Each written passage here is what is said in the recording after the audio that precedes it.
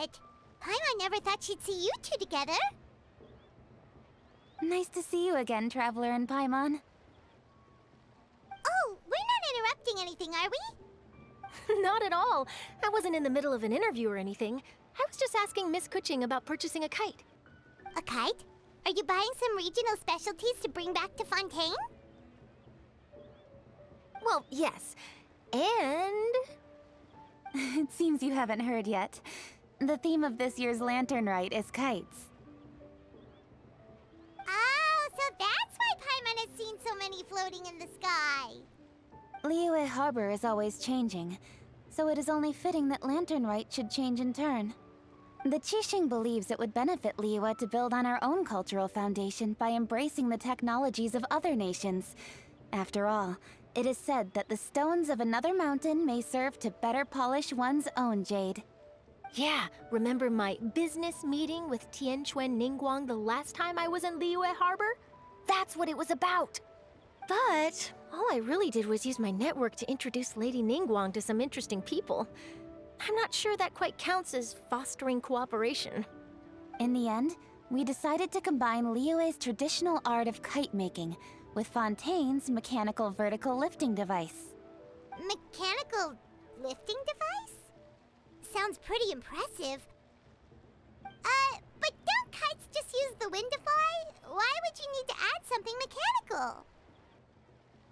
Well, you've actually just answered your own question, Paimon. How high and far a kite can fly depends as much on the weather conditions as on the skill of the person holding the string. But as soon as there's no wind, you can only flail about helplessly like a sweet flower medaka out of water. Experience doesn't matter at that point. Exactly. Liyue is now a nation ruled by humans after all. It's about time we had the power to make a kite fly, don't you think? Plus, the easier we can make it to enjoy, the more people will want to participate. Right? I also thought it was a novel idea. Plus, it shouldn't cost much to do. With Miss Charlotte's help, everything has gone smoothly. Our new mechanical kites are already available to purchase from a stall in the harbor. We're having trouble keeping up with demand. We also gave quite a bit of thought to the price. We didn't want it to be too much more expensive than a traditional kite. Cool! Turns out you two and Ningguang like playing with toys just as much as Paimon! Toys? They're not exactly toys. You see, Miss Kuching? That does seem to be everyone's first reaction. Although kites are one of our most time-honored cultural relics, outside of their use in certain ceremonies, I suppose they're considered playthings more than anything now. But to me, there's so much more than that. Think for a second about how remarkable it is that a flimsy paper kite attached to a string has the capacity to touch the sky. It is this slight piece of paper that also carries the weight of Liyue's cultural traditions. There's an old poem that goes, "O kite born of paper, flying true and sound, a lone traveler wanders, just waiting to be found." In the past, poets from Liyue used kites to symbolize a feeling of longing, or evoke the peacefulness of idyllic rural scenery. If the people of today can derive enjoyment from this activity, they will not only be more likely to better appreciate the tradition, but also to pass it down to the people of tomorrow. That's the Kuching we know, always thinking 5 steps ahead of anyone else. Well said, Miss Kuching. I've learned quite a bit myself. As long as you're willing to listen, I'm happy to share. I also know quite a lot about the various folk traditions related to kites. For example, whenever a kite blew away, people would say it was the Adepti that summoned the wind to take it away as an offering. That way, you can turn an unfortunate event into an auspicious one. What about something more fun? Do you know anything like that? More fun. Let me think. Oh, I suppose we should first talk about how kites are made. It's another one of our precious forms of traditional craftsmanship. My grandfather told me that, back when he was a boy, children learned the art of kite making step by step from their elders. First, you use the thin strips of bamboo to construct the frame. Then, you draw a design of your choice on a piece of paper, paste it onto the frame, and tie on the string. Then, you look towards the sky and release the kite to soar among the clouds. Some people write down certain names or desires on their kites, cut the string, and let them fly free. Others may place particular thoughts or meaning into the design itself. Are certain designs associated with certain meanings? I'm gonna jot all of this down. Well, for example, kites in the shape of a butterfly typically symbolize freedom, happiness, or the desire to break free. Fascinating. What else can you tell me? The scissored-tailed swallow is the most classic design. It symbolizes good fortune and joyful tidings. Different colors also have small variations in meaning. Are these commonly understood meanings and symbols in Liyue? Kind of like the language of flowers in Fontaine. I believe so. Most have probably heard something about it from their elders at some point. If you're interested, Miss Charlotte, I have several books on the topic that I could lend you. They could be a useful reference. That would be a huge help! Great! Looks like I've got the outline for quite the article on my hands. Perfect! We're gonna take a look around. Then I'll show Miss Charlotte to my home for a little while.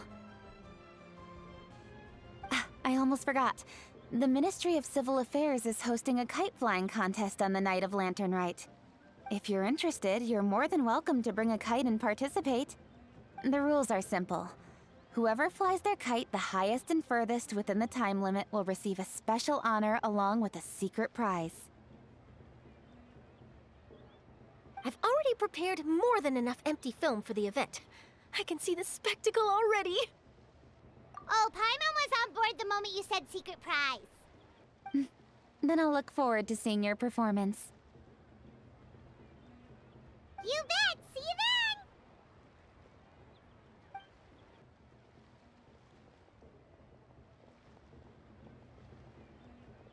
Wait, Traveler? Take a peek to your right.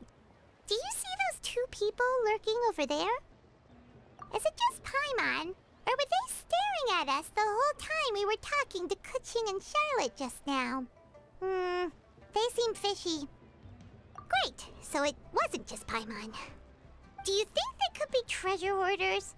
They always seem to be stirring up trouble during Lantern Rite. Oh, Paimon's sick of waiting around for something bad to happen. We should strike first, you know. Foil their plans before they even begin. You go right, Paimon will go left.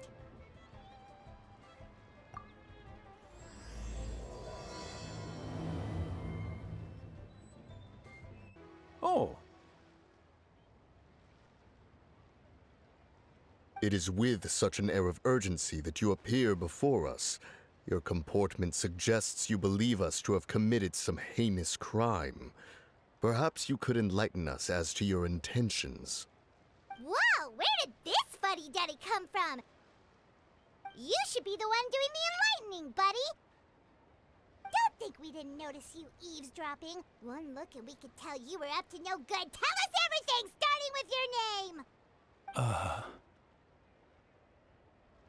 One bears no secrets before two such as yourselves. You stand in the presence of the mighty and illuminated Adeptus, Moon Carver. For the purpose of this foray into the mortal realm, however, you may address one as Hojong. You kidding? That deer's got his head stuck so far up in the clouds, there's no way he'd humble himself down here with the rest of us. You may want to hold your tongue, Paimon. Don't think that Paimon is gonna believe you just because you know her name. Let Paimon guess. You're supposed to be Mountain Shaper, right? Indeed. Mooncarver and myself have descended upon the mortal realm for a visit. The two of you may call me Jiahu. Huh. Looks like you did your research. But in our experience, the harder you try to lead us on, the more likely it is that we've got a big fish on our hands. We'll go straight to the Millilith and have you arrested for impersonating a Death Eye. Preposterous! Utterly preposterous! Right! Tell us something that only an Adeptus would know. And it better not be some common knowledge that any person on the street could tell you. During the last Lantern Rite, we gathered at Mount Hulao with Rex Lapis and made use of Cloud Retainer's supreme cuisine machine to prepare bamboo shoot soup. Perhaps you have some recollection? The flavor of that soup was more than enough to whet one's appetite. As such, Cloud Retainer assented to my use of the device beyond that singular occasion, providing other recipes to boot. Since then, one has dabbled in the pleasures of the culinary arts whenever time allows. Dabbled? Upon one's last sojourn to your mountain, did you not immediately attempt to hide the device behind a chunk of amber as soon as one's presence was known? Did one not speak up on your behalf but a moment ago? This is how you choose to repay that kindness? One is simply trying to emphasize the veracity of our claim. That does not mean you should reveal personal matters so readily. They might think one bears no difference from Cloud Retainer. Forget it. One does not have the breath to waste on such petty trifles. That might have been more detail than we needed. Seems like you two are the real deal, and Paimon sorry for suspecting you. But, for beings as forgiving as yourselves, this is just water under the bridge, right? You indeed have an agile mind. Cloud Retainer was not mistaken in her high estimation of you. Paimon's still curious about something. It's just... Paimon can understand why Mountain Shaper is here, but why did you decide to come to the city, Mooncarver? It's not really your thing, is it? It is but an inevitable eventuality. Long have the mountains remained strangely idle since Cloud Retainer's move to Liyue Harbor. With Lantern Rite near at hand, one would expect Cloud Retainer to provide us with an account of the festivities in advance. Yet to this day, she has failed to appear. Cloud Retainer is hardly the forgetful sort. One must never rest idle in the face of that which demands action. And since our acquaintances dwell in Liyue Harbor, we had to travel here in human form to avail ourselves of their aid, Cloud Retainers in this case. But a moment ago, one heard you speak of a mechanical kite of sorts. It appears the essence of the situation has hitherto revealed itself. Now it is time for one to retire back to one's abode. So, you're not looking for Cloud Retainer anymore? Perhaps there are aspects of Cloud Retainer's temperament that remain opaque to young Paimon. Given one's understanding, one can only imagine the anger that now consumes her.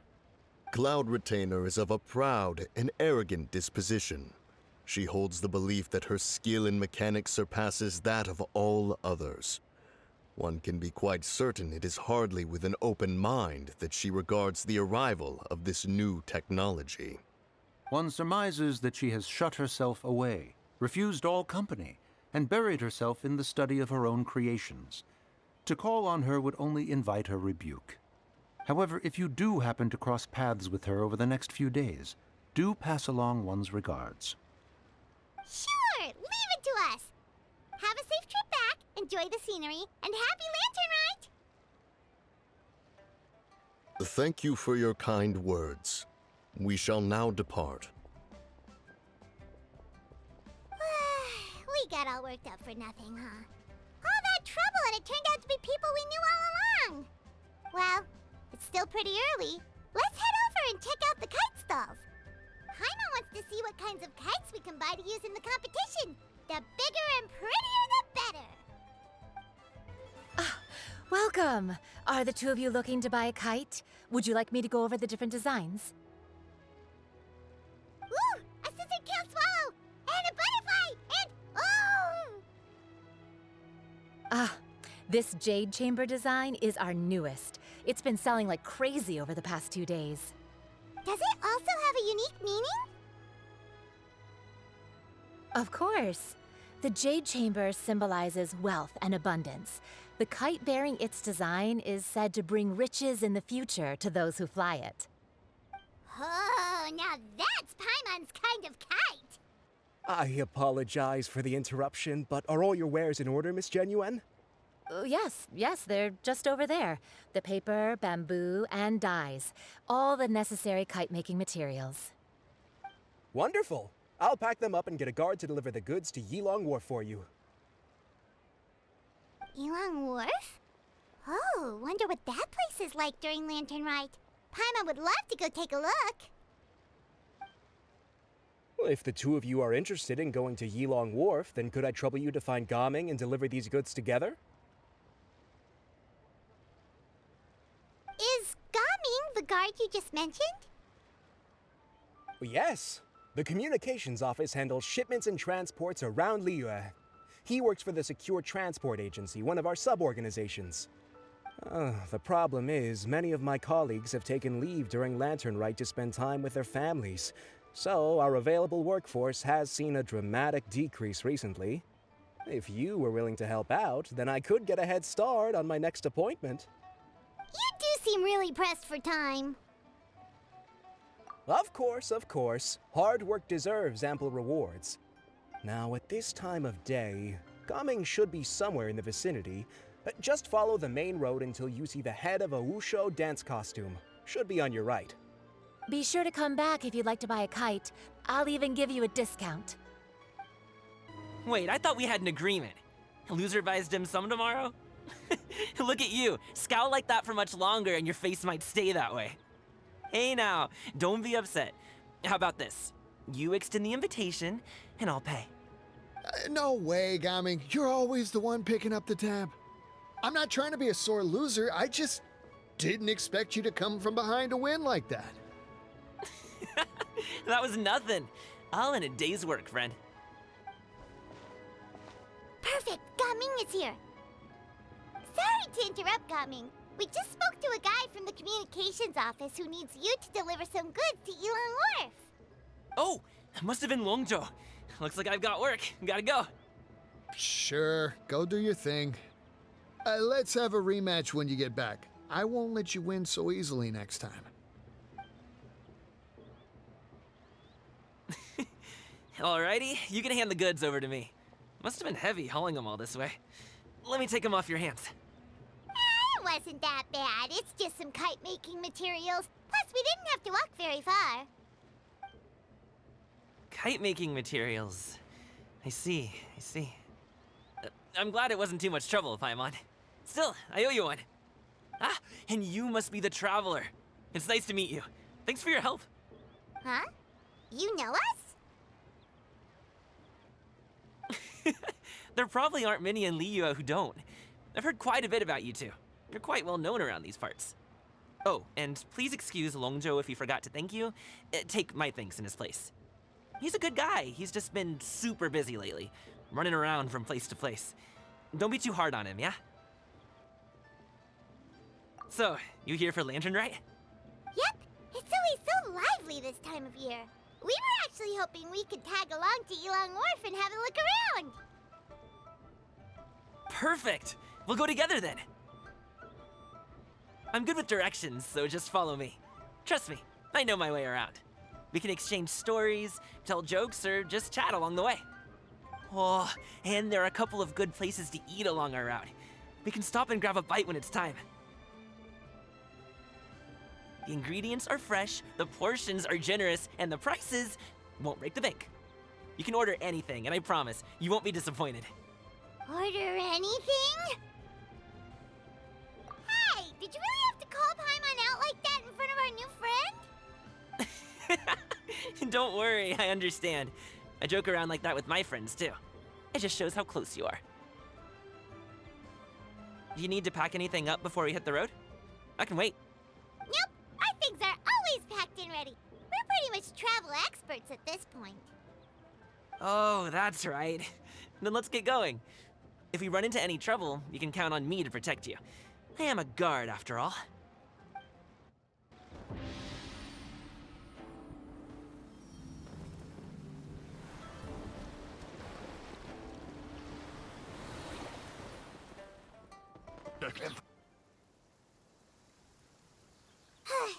Seems like we really can't go anywhere without running into treasure hoarders, can we? Yeah, it's not uncommon for deliveries to get intercepted. That's why this job needs guards like us. Paimon was impressed by your moves back there. You seem like a real pro at your job. Oh, that's not a skill I learned on the job. It's just a hobby. Have you ever heard of wushu dancing? Really? Wushu dancing is famous in Chunyu Vale. Performers might be invited to promote the opening of a business or to spread good fortune during a holiday season. But I must admit, it has nothing on the popularity of the Liyue Opera. I'm also well aware that people in Liyue Harbor aren't exactly jumping at the chance to watch wushu dancing, so it's not something I do full-time. Huh? You have 2 jobs? How do you have the energy to do all that? It's not that tiring. You just have to take a rest. Ah, Paimon gets it, so you must sleep a lot then. Not really.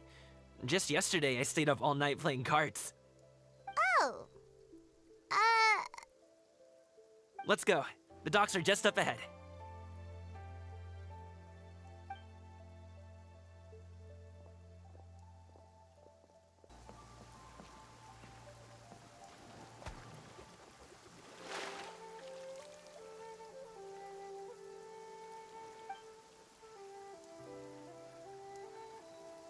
Finally, we can rest.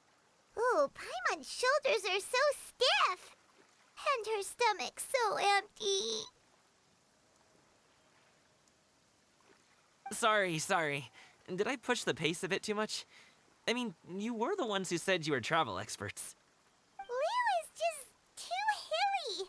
Floating up and down so much. Where's Paimon out? Oh, Paimon was finally satisfied and now her poor stomach's empty again. Aw, would you like some winter melon cake?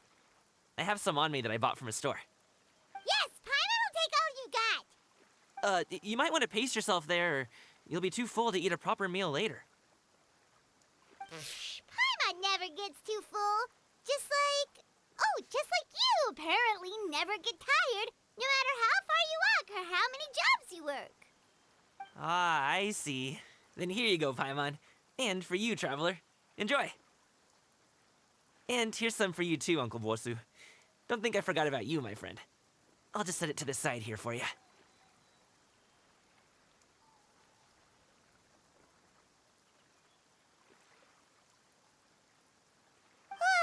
That hit the spot. Paimon thought she was going to starve to death for a minute there. That close of a call, huh? I've been eating winter melon cake ever since I was a kid. You can buy them from all sorts of places, whether it's a small vendor on the side of the road or a big restaurant in the city. But each place produces cakes with a slightly different flavor. If you like these ones, I can give you the address of the shop I bought them from. I'll just have to check when we get back. Oh, all my jabbering must be making it difficult for you to enjoy the scenery in peace, huh? Don't be afraid to tell me to zip it for a little while, okay? Really, I won't be offended. It's okay. Paimon is kind of enjoying listening to your chitter-chatter. Aw, a fed Paimon is a happy Paimon, huh? Hey, Paimon can be in a good mood anytime she wants.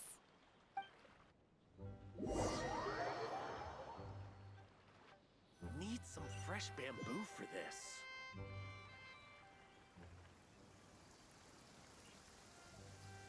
Woohoo! We're here! Don't forget your things, and watch your step as you get off the raft, or you're in for a swim. Thanks for the ride, Uncle Bosu. You take care of yourself now. I'll see you some other time. Okay, follow me. This way is fastest. We'll have to take the elevator up to the secure transport agency.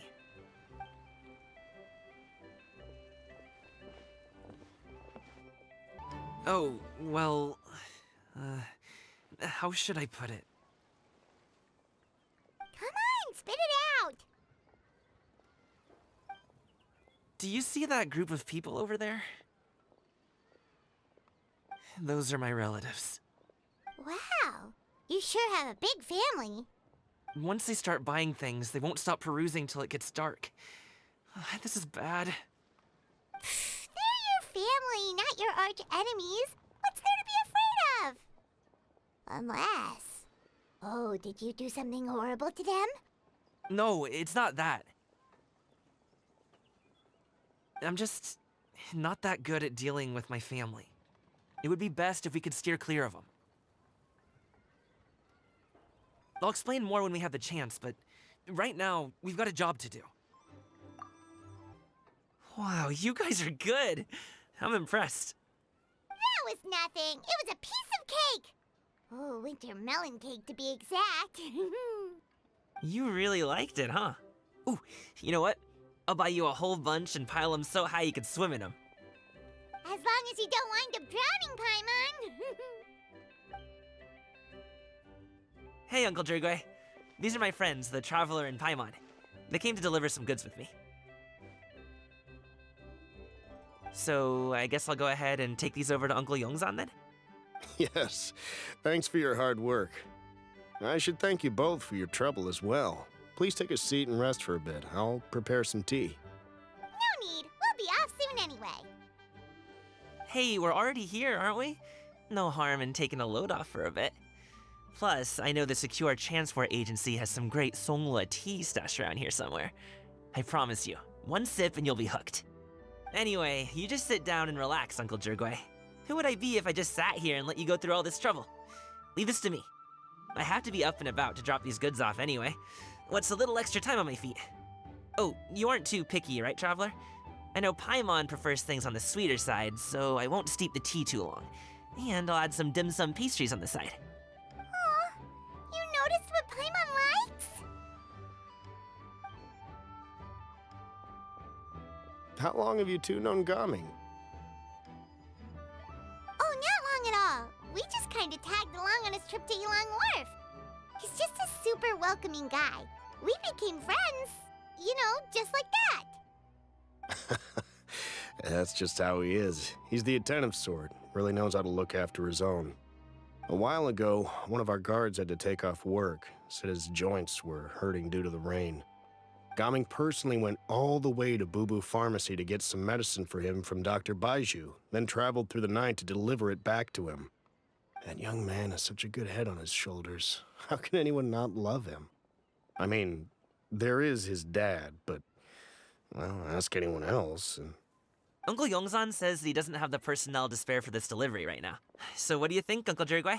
Should I go ahead and deliver it instead? It feels like we've troubled you enough already. It's kite-making materials, though. Could be for a kid. I'm sure the sender wants it delivered before Lantern Rite.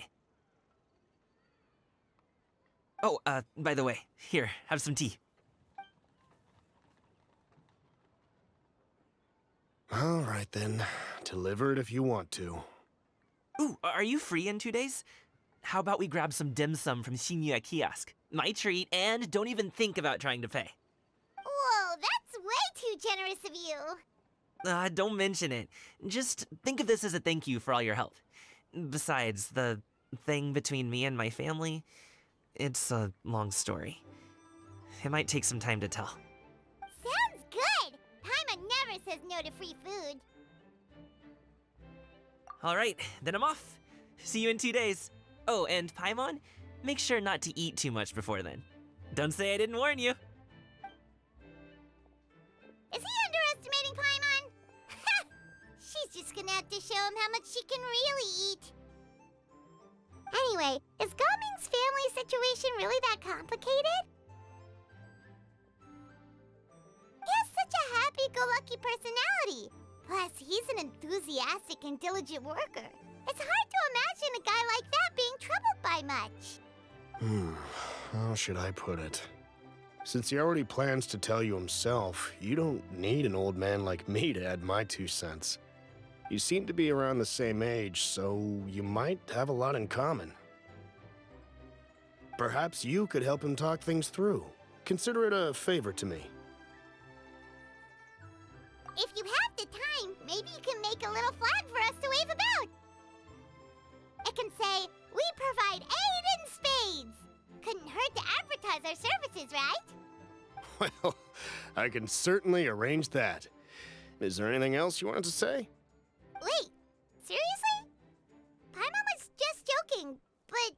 if you're going to get us something, she'd much rather have wintermelon cake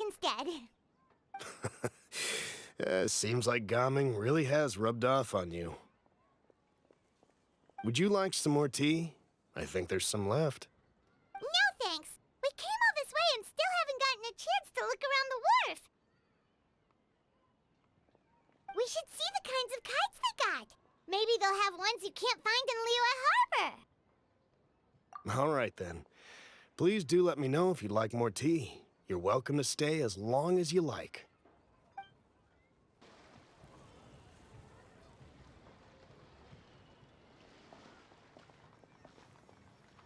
Ah! What are you doing here? The way you speak, one might have presumed you were displeased to be in one's presence.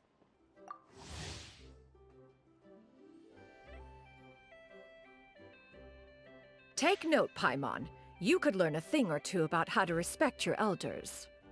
Ugh, starting on the elder stuff already, huh? Shouldn't you be back in your cave tinkering away at some kite-related thingamabob or something? What brings you out here? And what's with that huge box next to you? Ah! Paimon gets it. You're here to do some shopping, aren't you? And what of it? The Qixing's decision to integrate Fontanian technology into said kite-flying competition is of no consequence to oneself. Did you expect one to willfully compete against the whimsical trends of worldly sentiment, or perhaps even fall to petty sulking over such? It's not that we think those things exactly. That's just what Mountain Shaper and Mooncarver told us, or Tia something and Ho. Paimon can't be bothered to remember what their aliases were called. Anyway, they went to Liyue Harbor to look for you. They even asked us to pass along their regards if we ran into you. Oh, huh. Xianyun?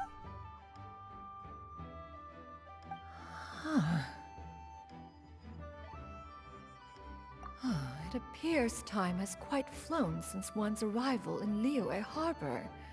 How could one have forgotten about those two old fossils? One shall have to bring them back some divine herbs to atone for this slight. Nay, given that one has ventured all this way to Yilong Wharf, tea would be more advisable. A great thought has illuminated one's mind once again. One is reminded that certain purchases have yet to be made. Perhaps you two could wait here whilst one performs this task. It'll be but a moment.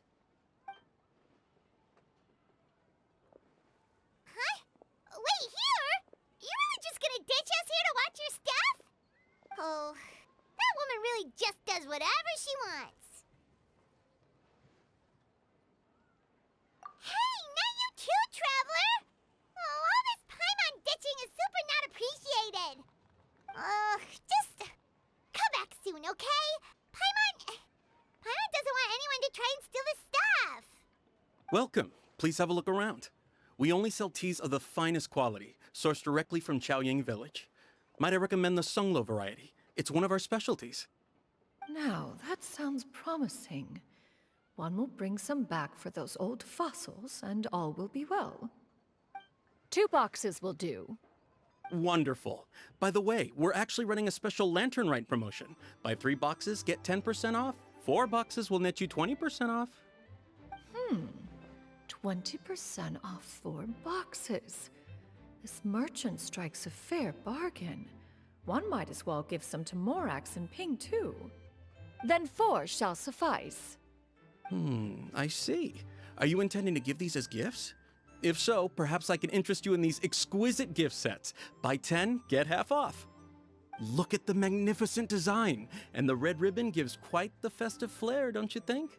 Such a gift would be sure to impress any lucky friend or family member. 10 boxes.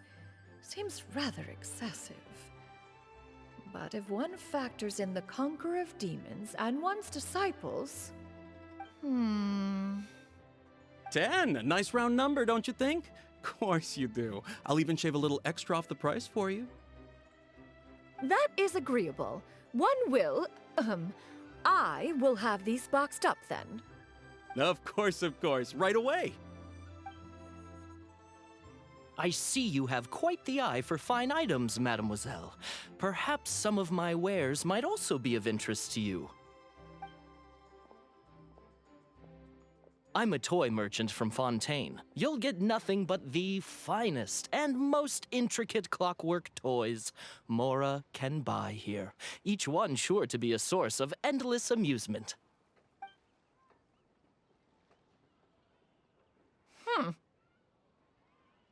Perhaps you could enlighten me then. When should said amusement be derived? Well, that is, of course, best understood by playing with them yourself. If you could wait just a moment, I can bring one out and give you a demonstration.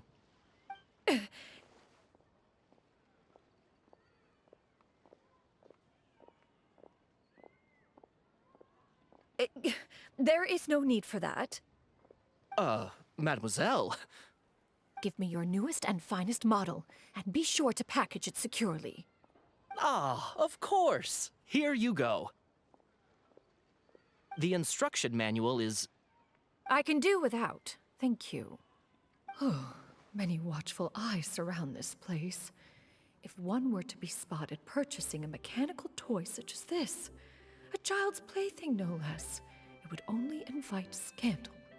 But there is no harm in bringing it back to study in secret.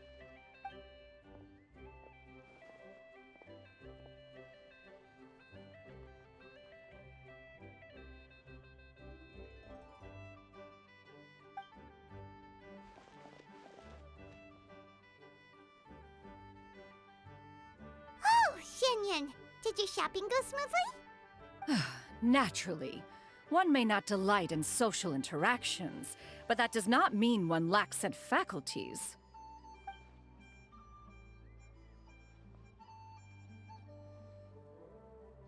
And you two? Are you not here to purchase things?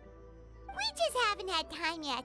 It doesn't look like there are any kite stalls around Elong Wharf, but it does look like there are lots of goods from Fontaine. You are also planning to participate in the kite flying competition, then? One means to say, you along with all the other youths. One has been entreated to share one's kite-making expertise, and indeed, there was little one could do about such persistent supplication. One moment energetic and earnest, and dejected the next. One had no choice but to acquiesce to these requests, and thus, one will be organizing a kite-making workshop to provide personal instruction in this art form. Oh, who will be participating then? Shuyu, Shenhe, Ganyu, and Yayo. Wow, that's quite a few people. Also, this is all pretty well, Xianyun, but it's not like you have to make your own kite to participate in the competition. You can just buy one ready-made and call it a day. Ha! You speak of those equipped with the mechanical lifting device, do you not? 'Tis nothing but a crude piece of mortal machinery. The mechanism that one has developed was the fruit of millennia of meticulous study. Let us not speak of the source of the mechanism's power, but rather its structure. It is composed of materials as light as bamboo and as strong as iron. This composition grants it the lightness of weight to ascend into the sky and the durability to follow the wind for many a mile. It is built with a series of intersecting rods that... Never mind. It is unlikely the two of you will understand, even should one expend the effort to explain. One is better off saving one's breath. It sure seems like you want to talk about it, though. So, will you be attending the workshop or not? Huh? Wait, you've been trying to invite us this entire time? All right then. No need to prepare the materials in any case. One has it all sorted. Arrive at Mount Outsong in 2 days. I shall be expecting you around midday. Are you leaving? Don't you want a guard to help you with that big box of yours? Surely you jest. One goes as one pleases. For what reason would one need to rely on another?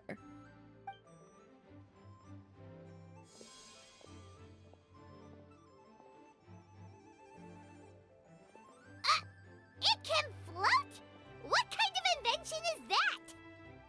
One calls it the floating toting device. Huh. She seems pretty proud of that one. Look at her walk down the street. She seems so confident, but everyone around her is looking at her all funny. Paimon wonders... never mind. But anyway, that box of hers seems to be full of those mechanical lifty thingamabobs. Not that Paimon was peeking or anything. She just, got a bit unsteady for a second and accidentally brushed the embroidery on top. And wouldn't you know it, all the stuff inside almost came bursting out. Paimon even went out of her way to keep it all together. All Paimon say is that Xianyun sure does try hard to save face. What did she call it again? A crude piece of mortal machinery? Paimon bet she just can't wait to take it apart and see how it's made. Totally. We should probably act like we didn't see anything, though. You know, in consideration of her feelings and all. After all, that is the propriety with which one should comport oneself. When it comes to an elder, right?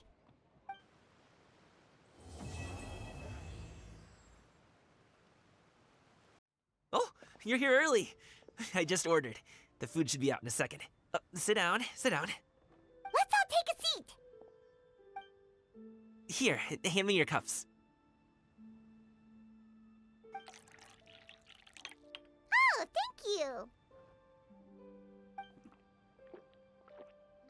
Wait, you weren't supposed to drink that, Paimon. That was for you to rinse your utensils. That's a thing?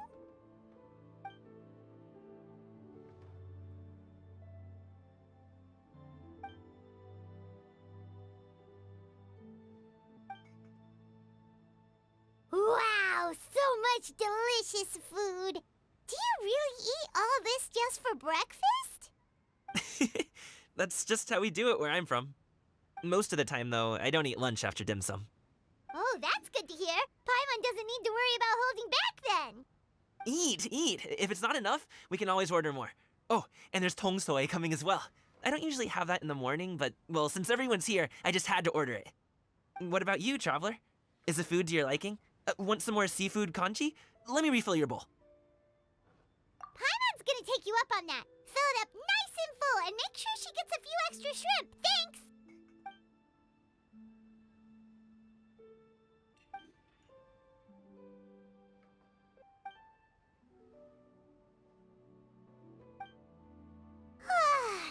So full. That meal was so satisfying, it even gave Paimon some extra brain juice. Oh, listen. Paimon's figured it out.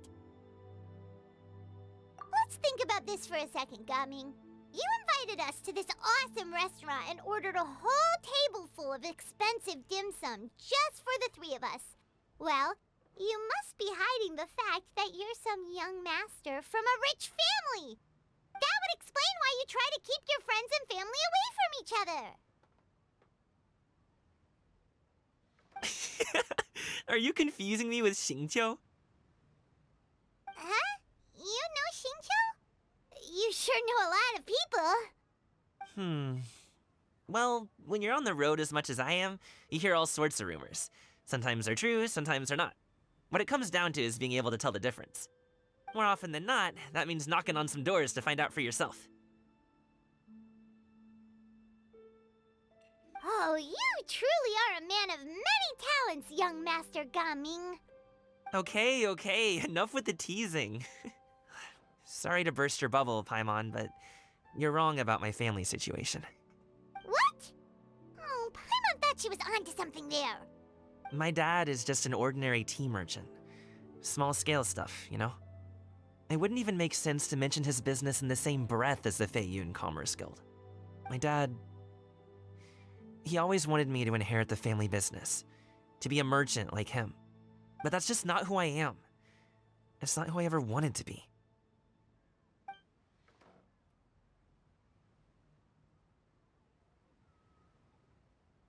Have you ever talked to him about it? You know, about your interests and aspirations and stuff. Of course I have. I told him I wanted to be a wushu dancer. That I wanted all of Tevat to see what I could do. According to my dad, though, that wasn't a real job. Just a child's pipe dream. Oh, that's terrible. I'm sure he thought I would come around eventually, but wushu dancing has always been the only thing I wanted to do.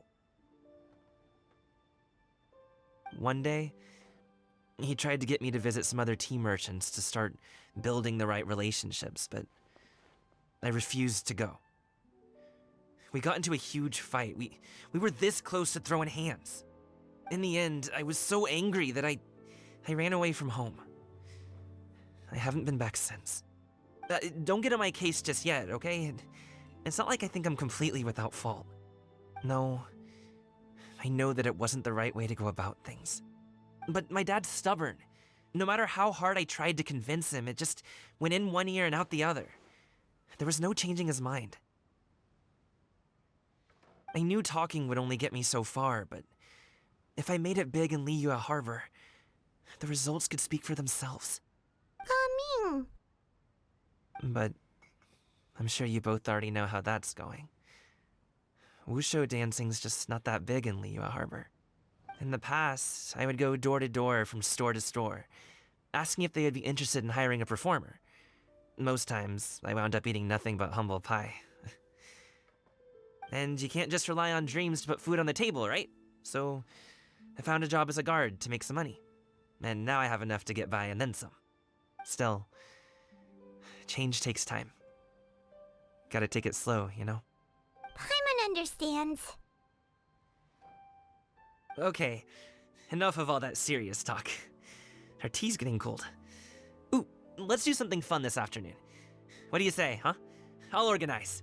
Actually, we kinda already have plans this afternoon. We told Xianyun that we would go to her kite-making workshop. Oh? Are you interested in kite-making, Gaming? Oh, no. It's just that I happen to know Auntie Xianyun. Do you not know who she really is, Gaming? Oh, I know that she's an adeptus. I met her during a delivery once. But hasn't she been in the city lately? She's even tried, with some limited success, to change her terms of self-address or something like that. She came to see me a few days ago to ask about luminescent dyes. Oh, wait a second. She doesn't plan on putting those on a kite, does she? Is that not something you can do?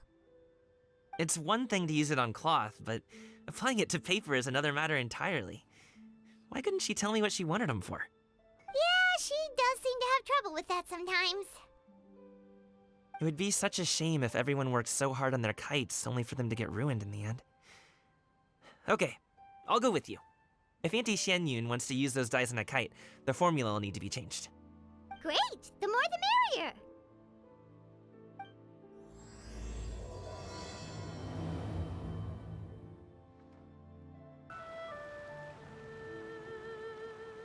Ganyu! Ganyu! Come on, wake up! Some friends have arrived! Hello, friends.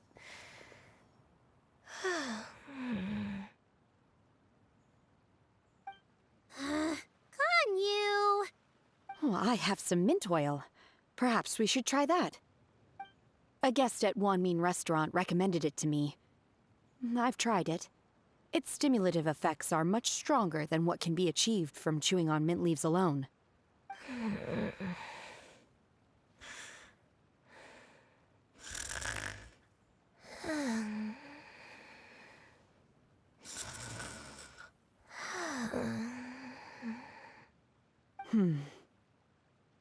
Apologies in advance.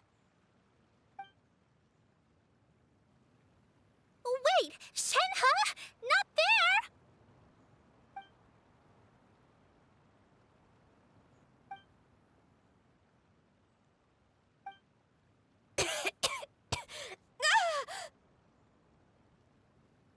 See? It worked. She's awake. Are you okay, Ganyu? Do you need some water? Or maybe something to eat? I'm fine. I just feel chilly all over. Huh. Was it that effective? Chilly, huh? Master always says a cool head leads to a calm heart. So, does this mean that heat's what we need to help you, Ganyu? Paimon doesn't think that's what the expression means exactly. I feel a bit better now. Was I asleep? Must have been around the time I usually take my midday nap. Did you not sleep last night? That does seem to happen to you often. Perhaps you should come work at Wanmin Restaurant with me. We get off at 10 on the dot every night without fail. I could never. I'm sorry. I seem to have missed your name. You are... Me? My name is Gaming. I work as a guard for the Secure Transport Agency. Gaming. The name sounds familiar. I believe I've heard your name mentioned around the Ministry of Civil Affairs. People tell me you're an extremely enthusiastic worker, and you are very generous with your help. Well, you know me. Or, I guess you don't. My name is Ganyu. This is Shenhe, and this is Yao Yao. It's an honor to finally meet you all. Oh, you must be here for Auntie Xianyun's kite-making workshop, right? Yes. I have neither made nor flown a kite before. As long as Master is willing to teach, I am willing to learn. Me too. I want to participate in the kite flying competition with my best friend. Plus, it's more meaningful if you make the kite yourself, right? Your best friend didn't come with you? Well, Chi-Chi's been super busy helping Dr. Baiju lately. I'll meet up with her later and give her a huge surprise. Oh, I also brought bandages and ointment with me today. It's easy to cut yourself when working with bamboo, so I thought I should come prepared. Wow, you're really thoughtful. As for myself, I'm afraid I lack some of my companion's enthusiasm. I was originally planning to buy a ready-made kite and just enjoy the festive city atmosphere with everyone. But Cloud Retainer is always going out of her way to look after her juniors, wanting us to have the best there is. She always puts us before herself. Huh. It was so thoughtful of her to arrange this workshop, so I simply couldn't let such consideration go to waste. My motivation for being here might be a little different, yes, but I'm ready to put in just as much effort as everyone else. Well, we're all here, but where the heck is Xianyun? Shouldn't she be here by now? Who is it that speaks of oneself in such an ill-tempered tone? Oh, come on! You clearly heard Paimon! Master stopped to buy grilled tigerfish to share with everyone. Come get it while it's still warm. Oh, Paimon, sorry, Miss Illuminated Bird! Paimon always knew you were the smartest, coolest, and prettiest Adeptus. Someone as wonderful as you is sure to have brought enough for Paimon as well, right?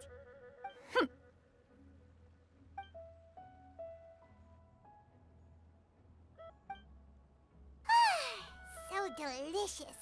Paimon's life is complete. It appears that we've ended up with quite a few participants indeed. Go ahead and divide yourselves into small groups. The materials are over here. The regular dyes and luminescent ones have been clearly marked. Use them as you see fit. As for how to make the kite, one assumes you all made sure to listen to the instructions one provided while we were eating. Yes? Are there any questions? Paimon may have focused a little too hard on the eating and less on the listening. Paimon knew she could count on you, Traveler. One will wait under this tree and avail oneself of the cool air while one digests. Do not hesitate to seek one's company if you have any trouble, questions, or simply want to chat.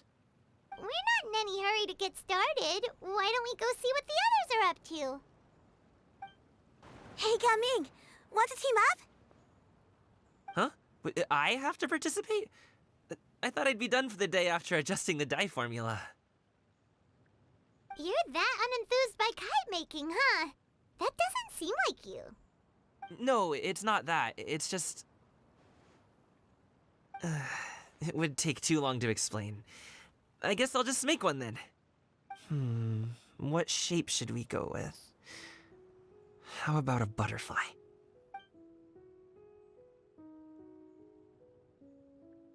What do you think, Xiyu? Is there a particular design you want? I want a swanee! That might be a little hard to pull off. True, but I still want to try. They're super cute. Okay, it's decided then. Shenhe, it would be great if you could refrain from putting things on my horns from now on. They're really quite sensitive. I see. My apologies. I shall remember that in the future. Thank you. No harm done. Good. Could I touch them just once more, though? No oil or anything this time. I've just always wondered what Miss Ganyu's horns feel like. Huh? Please, I told you. Just call me Ganyu. Well, alright. Just be gentle. Firm to the touch with no discernible temperature. Oh, not unlike certain medicinal plants I've eaten before. Still, Ganyu appears to be shaking like a cat whose whiskers have just been touched. I should stop. I see. Then I'll apply the oil to your forehead next time. Oh, no need. I'll just refrain from taking afternoon naps outdoors. Anyway, we should probably get started on our kite. It won't be long before Cloud Retainer comes to check on our progress. Perhaps we should just choose the most traditional style. Okay. Well, they seem to be getting along swimmingly. Let's not disturb them. Auntie Cloud Retainer, look! Am I doing it right? Very good. Your frame is nice and sturdy. This design, is it a finch? Yep. One is looking forward to seeing your finished product. What color are you going to make it, Yao Yao? I haven't decided yet. If I make it blue, it'll be more like my friend. But if I make it gold, it'll be more like me. If you are asking for one's own opinion, one would advise choosing gold.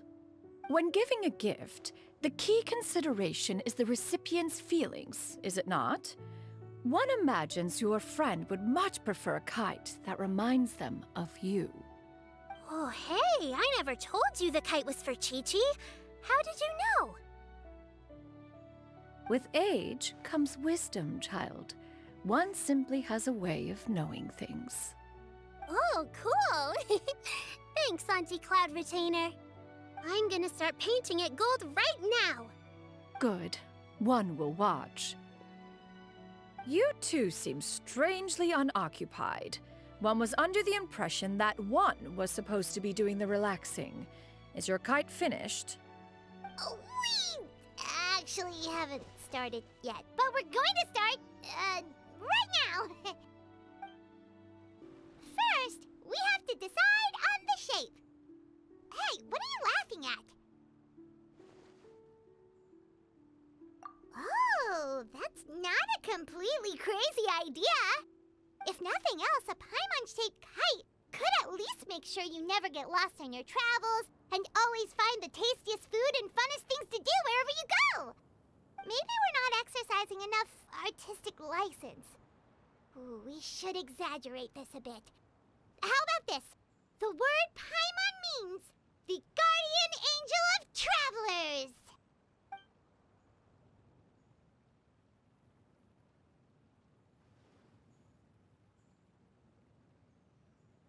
Now, what expression should we give her, since the kite is going to be flying super high in the sky? Oh, Paimon totally didn't do anything wrong. And even if she did, she doesn't deserve to get shot up into the sky for it. Something like this, then. Now that we've decided, let's make it happen.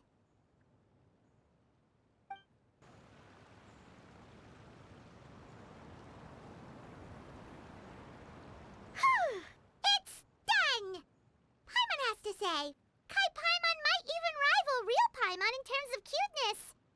Now we just have to attach the string, right? All right, gather around, everyone.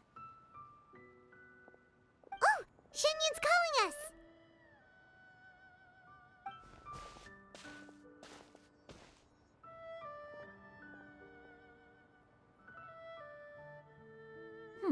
Let one take a look.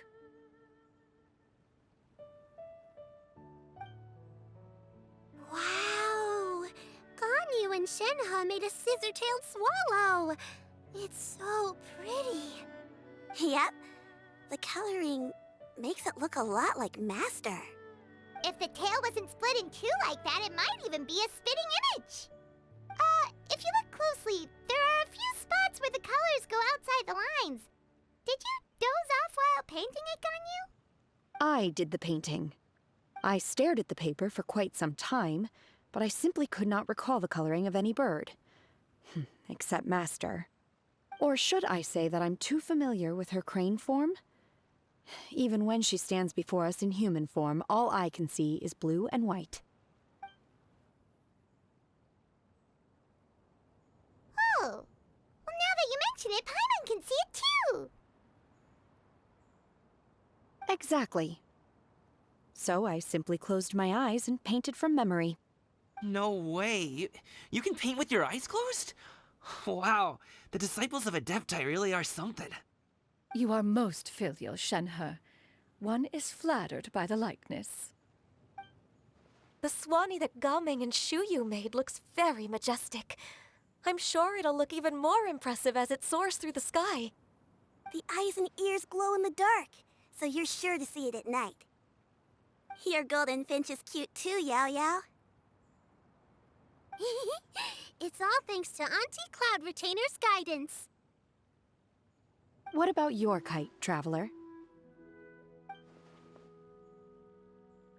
Ta-da! Here it is! Very Paimon-like indeed. Why do you say that, Shenhe? That one time the Traveler suspected that a piece of meat was missing from their bowl, that was the exact expression on your face. Is that something that happened?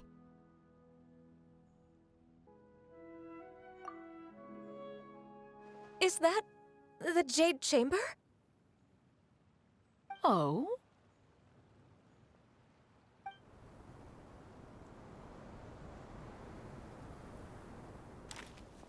Who dares attempt such a flagrant display of impropriety by releasing a kite into one's territory without one's permission? Oh, and to do so by making use of this crude piece of mortal machinery. One simply must know who it is that possesses such impertinence. Continue attaching the strings, everyone. One will be but a moment. Cloud Retainer? Traveler, Paimon, could I trouble you to go after Cloud Retainer? Master's going to be okay, right? I'm more worried about the person who released the kite. This Fontanian device of mechanical motion is quite curious indeed. Now is hardly an opportune time for your musings. Someone among us was not sufficiently attentive, and now the kite has vanished. Calm yourself. Do you have any recollection of its last location? One believes it drifted in the direction of Mount Outsong. Perhaps it is mere happenstance, but one feels a certain sense of dread at the thought. Your concern is misplaced, surely. Cloud Retainer is either in the city looking after her disciples, or secluded in her abode attending to her research. She will not notice that kite. On the subject of said kite, however, one simply must remark on the genius of its windless lift technology. One cannot help but surmise that its ingenuity rivals that of Cloud Retainer's creations. Still thy tongue. If Cloud Retainer were to hear you profess such a thing, we can both say farewell to any further use of the Supreme Cuisine Machine. One presumes that this kite belongs to you. Huh? Regard the situation with which we are now confronted. This is all your fault. One's fault? One seems to recall that releasing the kite was no solitary endeavor. Say something, Mountain Shaper. Surely you can think of something to appease her. Further explanation shall only fan the flames of her wrath. It would be better to stay silent and retire at the earliest opportunity. We can hardly avoid her forever. That may suffice during Lantern Rite. But what about the Moon Chase Festival? Sooner or later, she will discover our true identity. Hello? Go retrieve the kite. Absolutely not. You retrieve it. That is not our kite. Oh, so an adeptus such as oneself is mistaken then? Ah, you're an adeptus? Please forgive us for any impropriety. I truly possess no inkling of who could have released a kite into your esteemed domain. Pray, who could be responsible for such wanton behavior? Verily, verily, we were but delighting in the surrounding scenery. This locale is home to such exquisite... mint! Well, and if that's all, then we'll just be on our way. We finally caught up. You sure do fly fast in your illuminated bird form, Xianyun. Mooncarver? Mountain Shaper? What are you doing here? You? Okay, now Paimon's getting a weird vibe. Did she say something wrong? It is of no consequence. Long has one seen through their disguises. One was simply curious as to how long they would keep up the act. Then you are not angry? How could one feel anger at the sight of two old friends enjoying themselves? One is also well aware of how enticing these city novelties can be. We were simply consumed by a fit of festive spirit. Seldom do we get the opportunity to partake in the delights of the times. However, we are far from being as adept as you in matters that require a deftness of hand. No worthy kite could be born of our own making. Thus, we could only take the convenient route, so to speak. Your prowess in mechanics is unparalleled, Cloud Retainer. You wield the wind and waves themselves. Your singular talent stands unmatched across the land. Of this, we are well aware. One has guests to attend to. We will have to convene again some other time. Traveler, Paimon, do try to keep up. We're leaving already? Oh, all this flying from place to place is wearing Paimon out. They're back.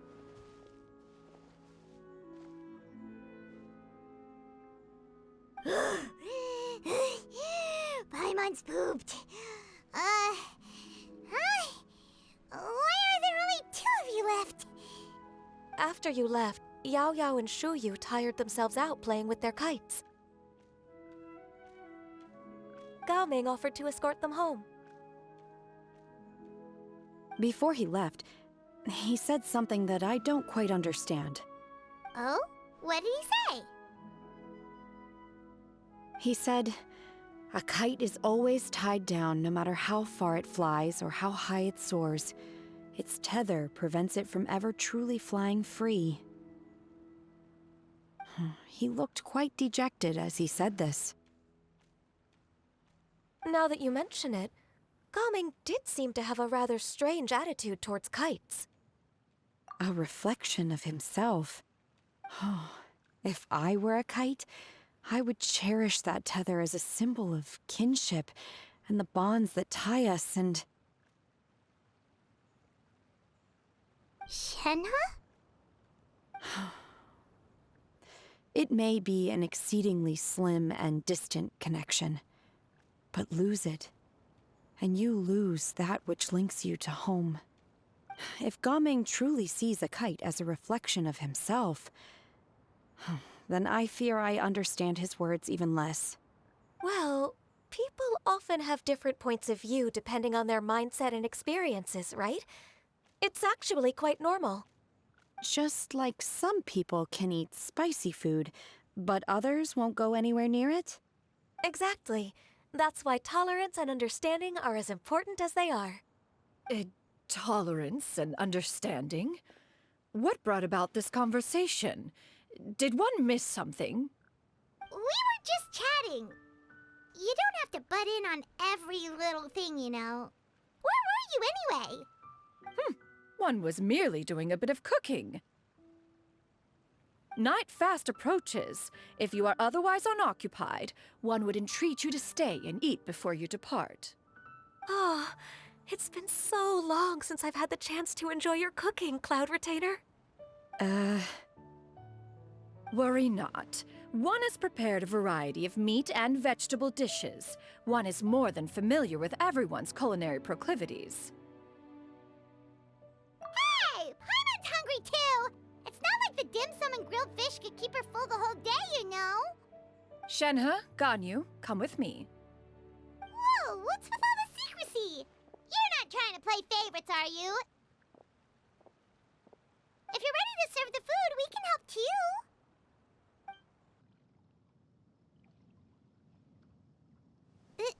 This is...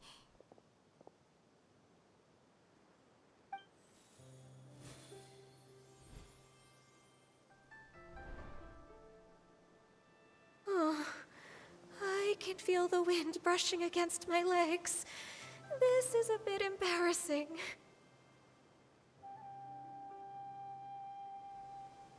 Is the headpiece secure? I should have asked Cloud Retainer to check before I stepped outside.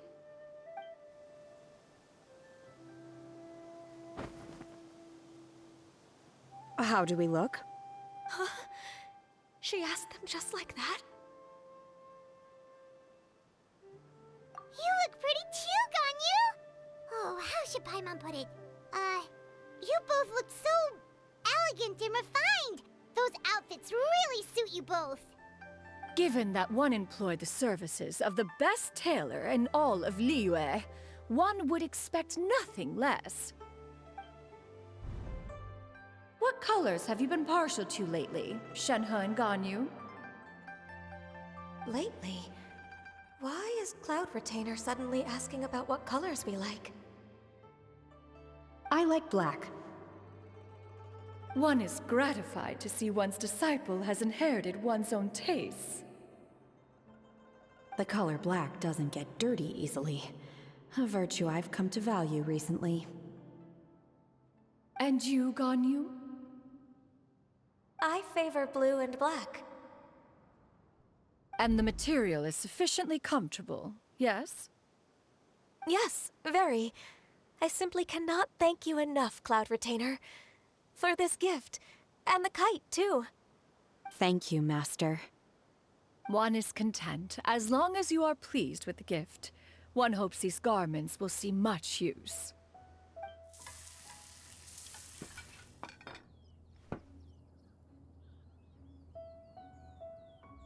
Seems like your supreme cuisine machine is just getting better and better, Xianyun!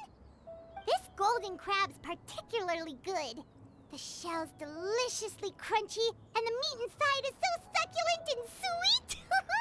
Paimon can't stop eating. It's a good thing Gaming isn't here, or Paimon would have to duel him for the food. You know, with chopsticks. He traveled all this way on account of the kite-making workshop, and he spent the whole afternoon looking after Shuyu. One was hoping to treat him to a meal. Oh well, one will just have to extend one's thanks in person. It's rare for someone to make such a good impression on you, Cloud Retainer. One has high standards. He appears to be a young man of much merit, and one is not the type who would see such potential squandered. It appears that he wishes to break free from the kite string that tethers him. Kite string? Huh, what strange metaphors you speak in, Shenhe. Ever since you returned from one mean restaurant, your turns of phrase render one at quite the loss. Where do we even begin? Oh, do you know about the conflict between Gaming and his dad, Xianyun? One has only heard that the two are not on good terms. He ran away from home and hasn't been back since. Oh? Ran away, you say?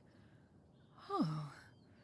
One believes we would all benefit from a more thorough retelling. Start from the beginning. Oh, okay. Paimon just hopes he won't mind. What? This shall not do. Lantern Rite fast approaches. We must make haste. As one was contacting various tailors around Liyue, one could not help but be reminded of Menogias. He possessed a singular talent for clothing design. He had an exquisite eye, not just for fabric selection and color pairing, but also for what accessories could best accentuate a garment's overall styling. At a gathering of Adepti, Bonanis once complained in secret to some of the ladies in attendance that the skirt Menogias made for her was too long and impractical, lamenting that it would only hinder her in battle. However, when one asked Menogias his opinion, he remarked that the train of the skirt would serve to enhance her adeptal countenance by exemplifying a certain elegance. Menogias was that type of person. When it came to topics relating to garments and accessories, not even Rex Lapis could best his stubbornness. And later... one seems to have strayed off topic. One means to say that Lantern Rite should be a day of reunion. It is a time to address problems before they turn into regrets. Fate is fickle. The cruel reality of this world is that suffering and misfortune can befall any of us without design or reason. If there is a chance for young people to remain insulated from this reality, one should do one's utmost to make it so. That's nice and all, but... Do you have any ideas, Cloud Retainer? Perhaps adeptal arts could be of use. No. Mechanics, perhaps. One fails to see its use in a situation such as this. Is there anything I can do to help? Combining our efforts is a fine idea indeed. Aha! One has an idea. How about this? Does that make sense to everyone? Yep. Oh, Paimon really hopes this works. One's designs never fail. Now then, I counsel rest for all, and to make the necessary preparations. One shall see you in 2 days.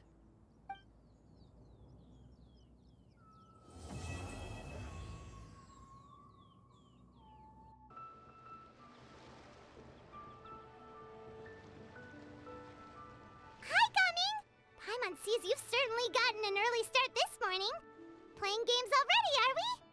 Who won this time? You the one buying dim sum again? Hey, when you put it like that, it makes it sound like I'm always the one losing. Ah, perfect, you're all here. There's an important commission I need your help with.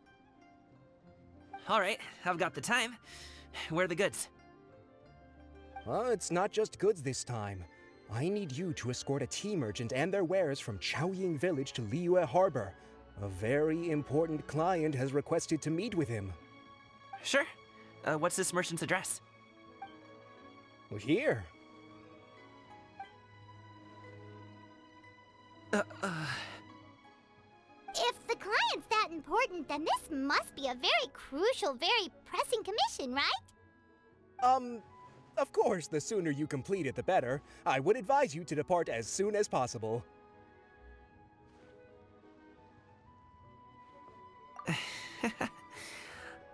All right, don't work too hard now, Longjo. We'll set off then.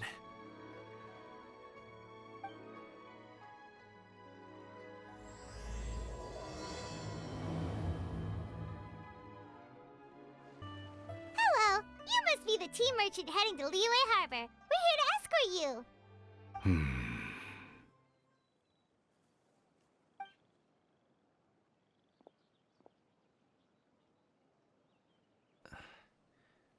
Dad?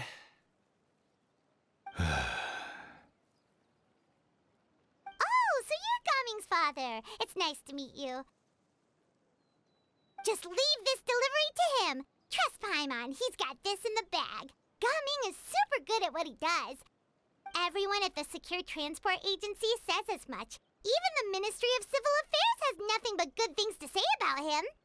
Seems like you've made some sort of name for yourself, at least. The goods are all in order? Yes, they're all here. Then let's get going. A very important client has asked for you by name. You kinda have to come with us. Paimon doesn't know how we would explain ourselves if you just didn't show up. Plus, you'd be missing out on a huge money-making opportunity. I see. I suppose I will have to trouble you all to escort me, then. Let's go. This place looks nice and open. Why don't you all rest here for a second? Huh? What about you? You're not going to join us? I'm not tired. I'll keep watch. Oh, but... Just let him go.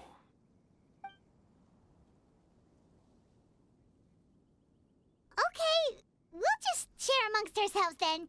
Did you know, Uncle Ip, that the flavor of these cakes changes depending on... Halt! Who goes there? It appears that one's movements were overly conspicuous. Enough of your musings. Focus. Focus on the matter at hand. Present your exquisite ornaments at once. Indeed. Bring them forth readily and without protest. Ah! What do we do? It seems as if these two are acting alone. It won't be difficult to subdue them, but they might have something else waiting in store for Dad. The best way to keep him safe is... Leave this to me. I'll handle them. Traveler, Paimon, take my dad and the goods away from here. No, Gaming. It's too dangerous. This is what I do.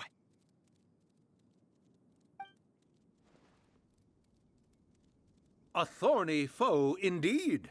Let us depart and seek a target softer in blows and disposition. Don't think I'm gonna let you off so easily. Away! Let us away! Gaming! Don't worry, he's a great fighter. Paimon's even seen him take down a dozen or so treasure hoarders all by himself. But, Gaming, if he had just stayed by my side and learned the family trade, he wouldn't have to put himself in such dangerous situations. We just have to trust him. Let's go on ahead. We'd best get away from here, in case there are other bandits in the area waiting in ambush. All is going to plan.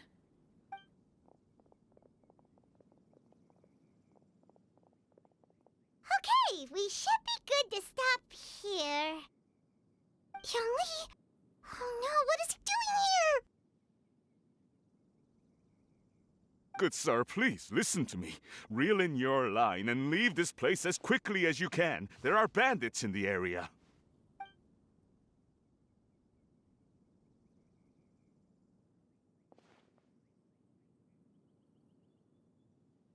Bandits? Acting in broad daylight?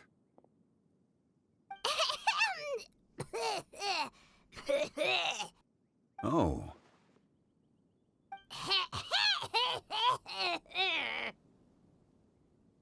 Ah, I see. It appears many people are catching a chill as of late.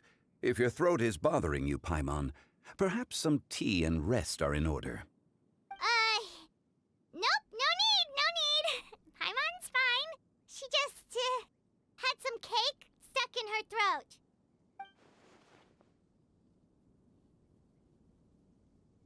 If there are indeed bandits in the area, then we should inform the Millelith at once. Oh?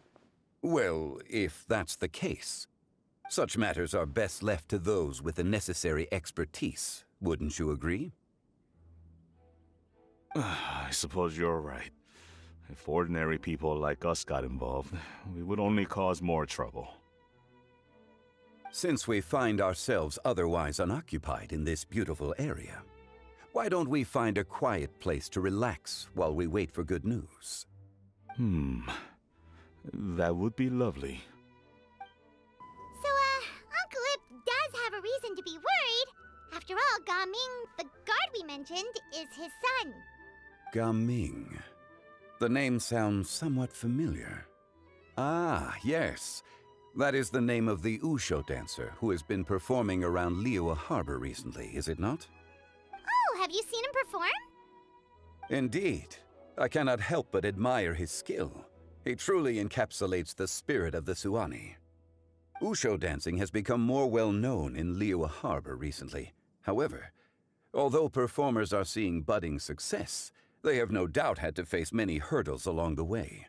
One's not so easily understood by spectators such as ourselves. If you ask me, what truly deserves admiration is perseverance in the face of adversity. That is a rare attribute indeed. I have heard many of my acquaintances praise Gaming for his kind, selfless, and courageous disposition. To have a child so accomplished and upright, you must be a very proud parent indeed, Uncle Ip. Seems like Zhongli has decided to skip the formalities. Well, he's a hard worker, yes. You should be sure to tell him you think that when he gets back. Your son is young yet. It's normal for someone his age to be a bit hot-headed. It's understandable to find talking about such things in person difficult. If there's a particular sentiment you wish to convey, perhaps we could pass it along for you. No. It wouldn't be right to ask that of you. This thing between us has festered for many years now. In truth, there are some things that simply aren't easy for us to talk through. I've been in the tea business for most of my life, and I always hoped my child would do the same.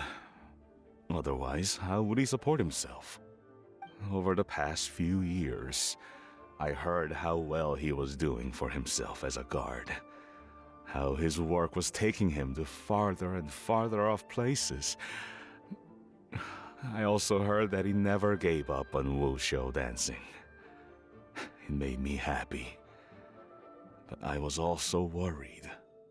When you're young, you can handle all that physically taxing work and manual labor. What young person isn't capable of making a living that way? My concern is what happens when you get old. Every time I get to thinking like that, I cannot help but be reinforced in the belief that I was right. That I was right not to give in. I often regret introducing him to Wushu dancing as a kid. If I had known how things would turn out, I would have never taken him to see those performances in the first place. It is only natural for a parent to strive to send their child down the right path. No one would begrudge you that sentiment, Uncle Ip. You need not worry. You seem quite young, Mr. Zhongli. Yet you speak with such wisdom. Perhaps I have misjudged your age. Your words are too kind. Truth be told, one of my old friends has several grown daughters. Rather than fretting about their future, however, she prefers to let them find their own way. Then she's more easygoing than I could ever be. I fear I lack such an open mind. I meant to say earlier, there is no need to be so polite. Feel free to call me by my name, Ipdak. Sure. So, do you also think I fret too much, Mr. Zhongli? That's not exactly what I was hoping to convey. Only a fool would ask a parent not to worry about their child. But think of it this way. Raising a child is not unlike flying a kite. Hold the string too tight, and it can no longer soar. As my friend once said, if your children are aiming for the stars, clipping their wings will only cause them to come crashing down. You need to let out the line for a kite to soar. It seems I was too stuck in my ways. You need not reproach your heart for caring. You simply need to loosen your hold a little. Indeed, with such a big heart, why not allocate the time you usually spend worrying about Gaming to the pursuit of other things, like going for a stroll, drinking tea, or taking in the scenery? You never know what surprises could be in store. Things can change in the blink of an eye. The blink of an eye, you say? Do things change so quickly? Children grow up in quite the same way, do they not? Day after day, year after year, sometimes in the blink of an eye, but always when you least expect it. As a father, I'm sure you know that best. Yes, you can say that again. 1 second, Gaming was a kid. The next thing I knew, he was ready to fly the nest. Zhongli certainly has a way with words.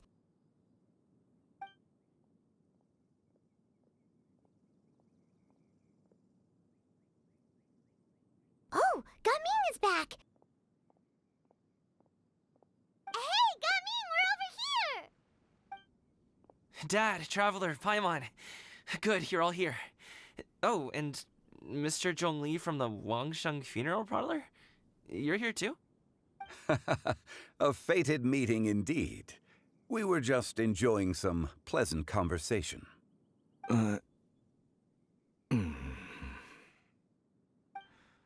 Is everything resolved? Well, you could say that. What does that mean? Traveler, Paimon, come with me. I need to talk to you. Huh? Oh, okay. I'll come right out and say it. Those two bandits, you sent them, didn't you?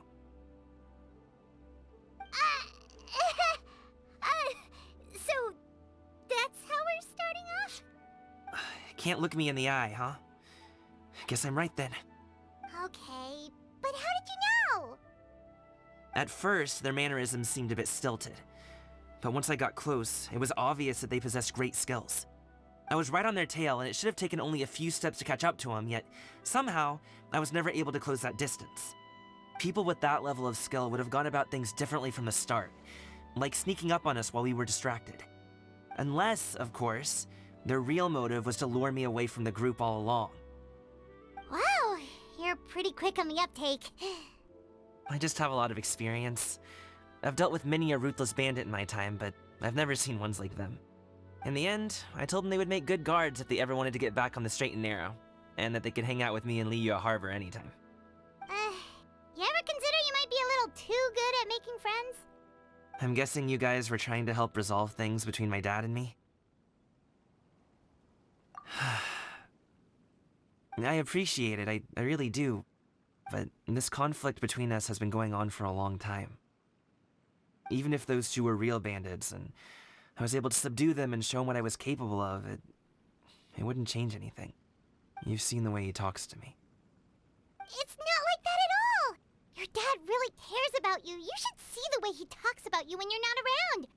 Zhongli was talking things through with him, and he nearly agreed to let it go. You don't believe us? He won't let it go. He can say as much as he wants to other people, but will that even do anything? I'm not sure talking is enough. You won't know unless you try. Just like how you won't know if something is delicious unless you taste it. Listen to us. It's time to put these people skills to good use. You can make friends with anyone, so why not your dad?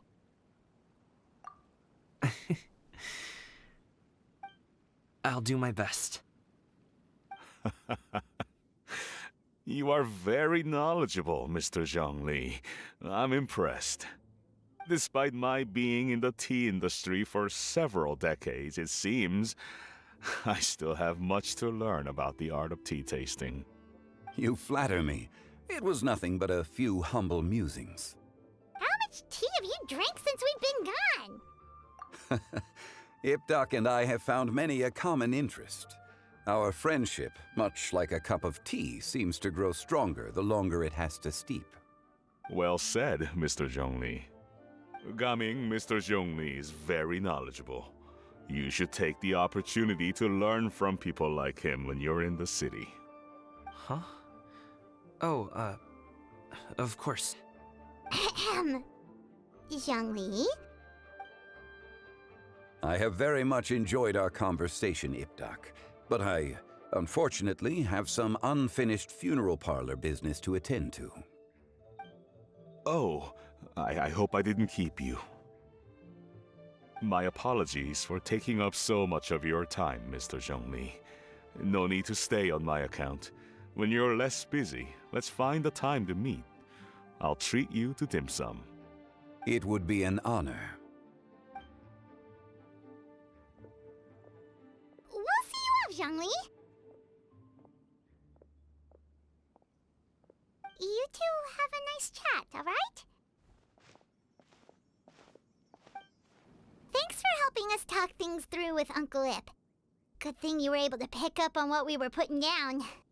I have been around the both of you for some time now. You could say I have a certain level of expertise in that regard. As for my role in the conversation, think nothing of it. I hardly did anything noteworthy. You never change, do you? Why did you have us walk all this way? Paimon thought we just had to go far enough to be out of earshot. A friend approaches. Hello. So, you're here too? I've been here the whole time?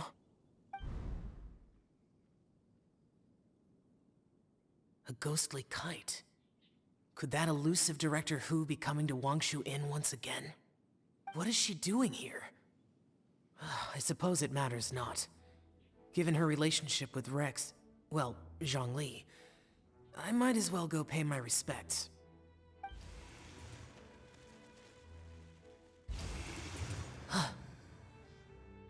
It's you!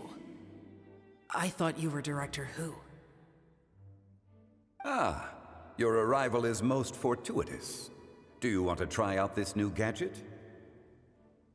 The addition of the power source makes the takeoff more stable. It's just that... He seems quite immersed in the study of this device. I fear it's almost too stable. It completely negates the pleasure of seeing one's kite sway with the wind. It's a bit of a shame. In truth, I'm here because Director Hu dispatched me to purchase some items in preparation for Lantern Rite. I see. Much like she does every year. Much like she'll do next year, I would imagine.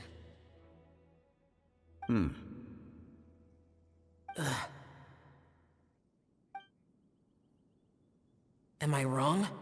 Or has she once again sent you out to buy, what is it, sesame oil or something? While we're on the subject, I do wonder why she is so obsessed with using sesame oil in the preparation of mixed vegetable dishes for Lantern Rite. A recommendation from Xiangling, perhaps. What do you think, Xiao?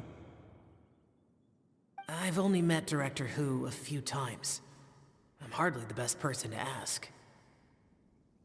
Ah, and is that not a sign that you should visit Wangsheng Funeral Parlor more often? It wouldn't hurt to grace the parlor with your presence now and again, when you are otherwise unoccupied. This one here is a traditional kite, one without any equipped mechanical device. Director Hu tasked me with studying the differences between the two to determine which one is of greater merit. Many hands make light work. Perhaps you could test out the other kite for me? All right. I have made my comparisons. If speed is what you're after, the mechanical kite is the better choice. Wonderful. I shall pass that information along to Director Hu. I'll leave these 2 kites with you.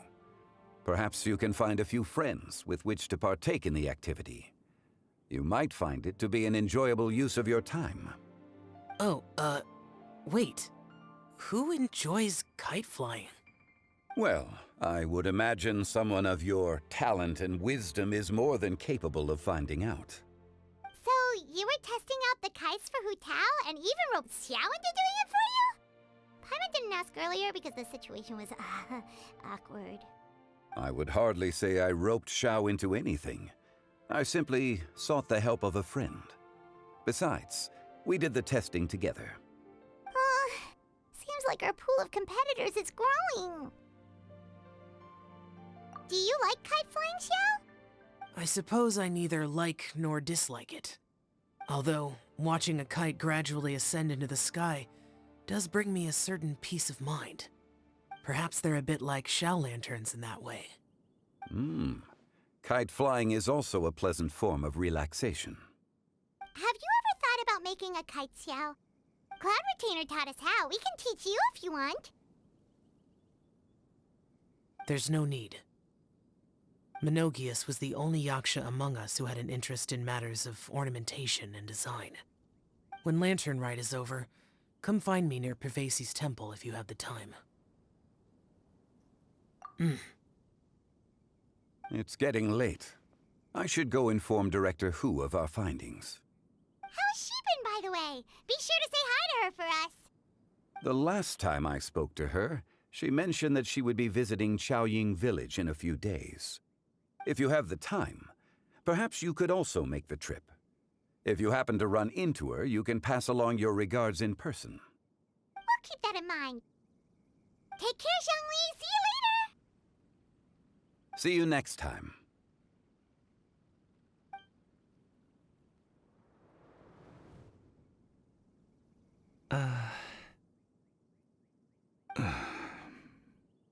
Coming.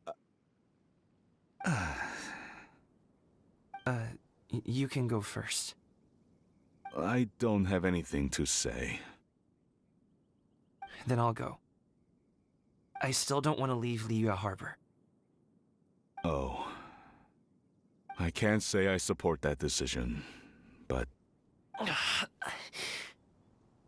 Hey, let me finish before you get all worked up. Sit, Shenhe, sit. You must be tired from your journey. Shall I pour you a cup of tea, or would you prefer something else to drink? No need. I'm not tired. They're gone, Master. Perfect. The time is nigh for us to make an appearance. Do you remember the plan one recounted to you? Yes, Master. We aim to give them a demonstration of familial love. So I'll have whatever you are having. All right. What are Auntie Xianyun and Shenhe doing here? Just how many people are involved in this scheme? I suppose all I can do is just take a seat and see what happens. Perfect. I just so happen to have bought some Sunglow tea recently. It's quite the delectable variety. Or it would be if one has not been forced to drink it every day in the hopes of whittling down one's considerable stash. One has more than had one's fill already. Oh, forget it.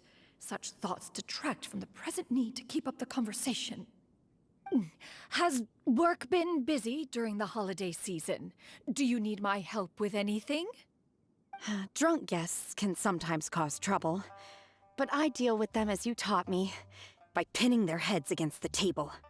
Are Auntie Xianyun and Shenhe serious right now?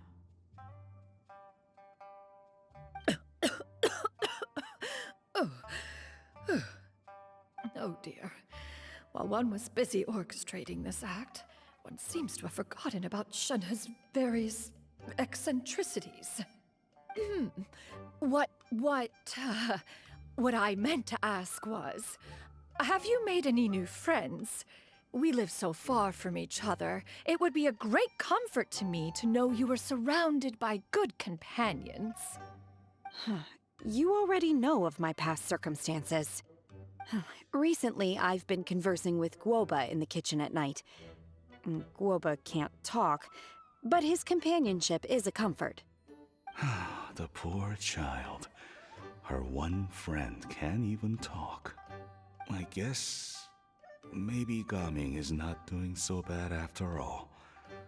Perhaps I've been too hard on him.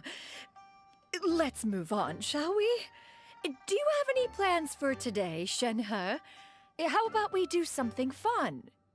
That sounds about right. Take her to do something fun, and perhaps she'll loosen up a bit. Like we used to do when we would carry stones up and down the mountain from dawn until dusk, picking herbs to eat for dinner along the way? If that is what you ask of me, then that is what I shall do. Dad, here, have some tea. Or no, wait, let's not have any just yet. Yeah. I simply can't listen to that any longer. Gaming, I'd like to finish what I was trying to say before. I don't support your decision to stay in Liyue Harbor, because living there is too hard on you. If you come home, there will be people to help you. I'm not saying we have to live under the same roof. I know our personalities are too similar to avoid butting heads. But you'll have your entire family around you. Your aunts, uncles, they'll all do whatever they can to help. You could get a less taxing job, and we could grab dim sum together from time to time. Huh. I didn't know dim sum was such an important affair, Master. Shh. Just think about it, okay? You don't have to decide now. Dad really has changed a lot. He would never have said these things to me before. But thank you, Dad.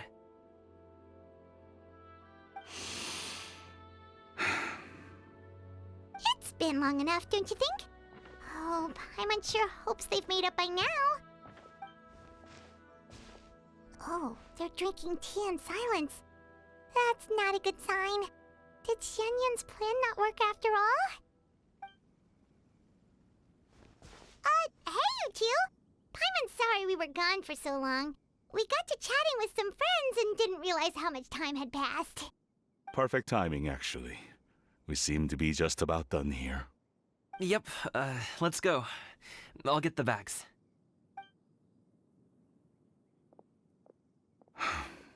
Gaming has grown a lot taller, hasn't he?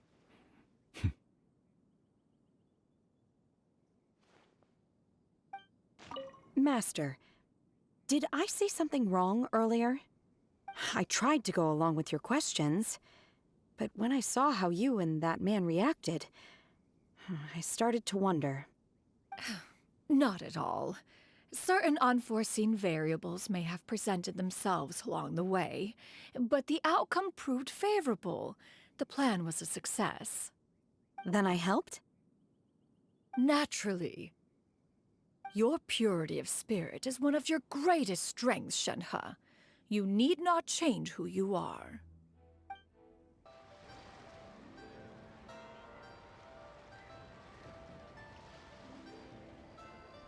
You must be Mr. Ip! Thank you for coming all this way. My name is Charlotte, and I'm a reporter from Fontaine. You can find me writing for the Steambird. I invited you here not just to purchase your fine tea, but also with the hope that you might be willing to sit down for a short interview. What do you say? An interview? To advertise my teas? I suppose you could think of it that way. We Fontainians are big tea drinkers too. The Fontaine Market. Then I'll need some time to adequately prepare. Perhaps we could sit down and discuss the questions you intend to ask in advance. Of course, of course! Please follow me.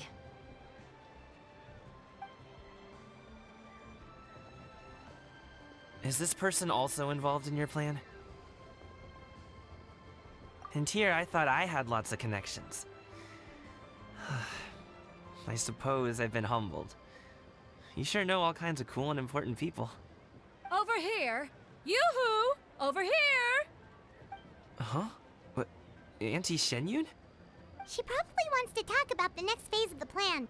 Let's go while your dad is still distracted. Take it easy.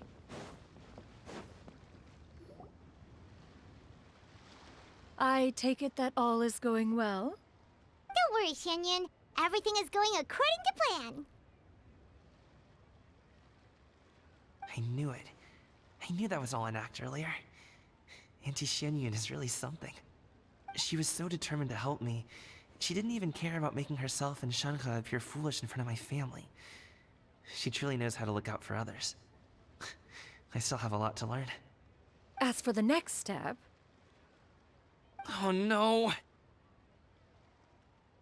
What's wrong, Gaming? Don't tell me you're the ones footing the bill for all that tea.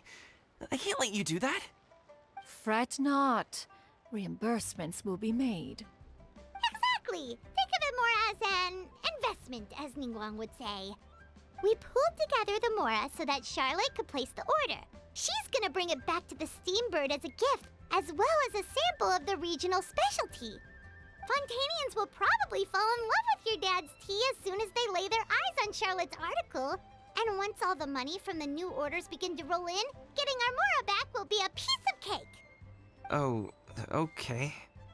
Business-related matters always seem to go over my head, but I refuse to let you all lose Mora on my behalf. I'll pay you back right now. We can talk about such matters at a later date. There are more important matters for you to consider at the moment, are there not? Yes. I've been thinking about it the whole way here. I have an idea, but I'd hate to cause even more trouble for all of you. That is for us to decide. Yeah, we're all friends here. Plus, we wouldn't be here if we didn't want to help, right? Just tell us about this idea of yours. Okay. So, it's like this.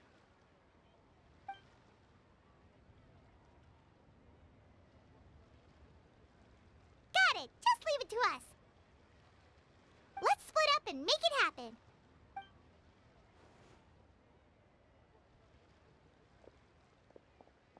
We need to do those things we talked about, but we also still have the kite flying competition. Since Xiao already tested out those kites for us, why don't we also go buy one of those mechanical thingamabobs or whatever they're called? We can attach it to our kite. Hello again. Welcome back. I see you returned from your trip. I really do have to thank you for all your help from before. Thanks to you, my daughter was able to build a kite with her grandmother that very same day. She even wrote a long letter telling me how much she loved it. Oh, you should really be thanking Gaming, not us. I'll be sure to. And are you here to buy a kite? Please, take your pick. Oh, we already have a kite. We wanted to buy one of those, device thingies from Fontaine. Do you sell them separately? Yes. Here you go. Please, take it, free of charge. The directions are in the box. It's not hard to install at all. It doesn't feel right for us to just take it.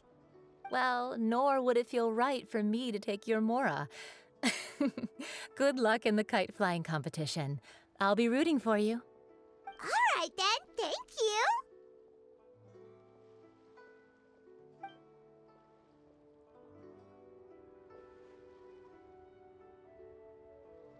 Phew, it's done. Let's get down to business.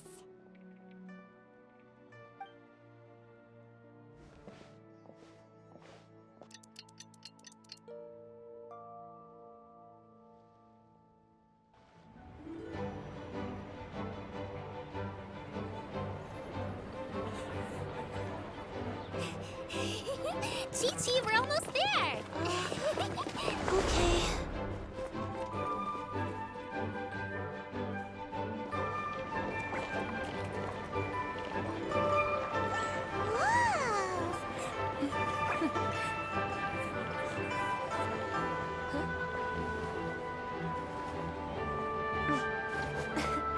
Come here, allow me.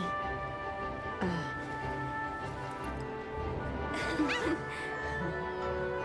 Lantern Rite is as festive as ever!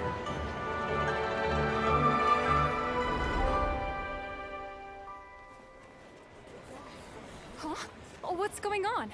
Did something happen? What should we do? Oh, should we get the Millilith?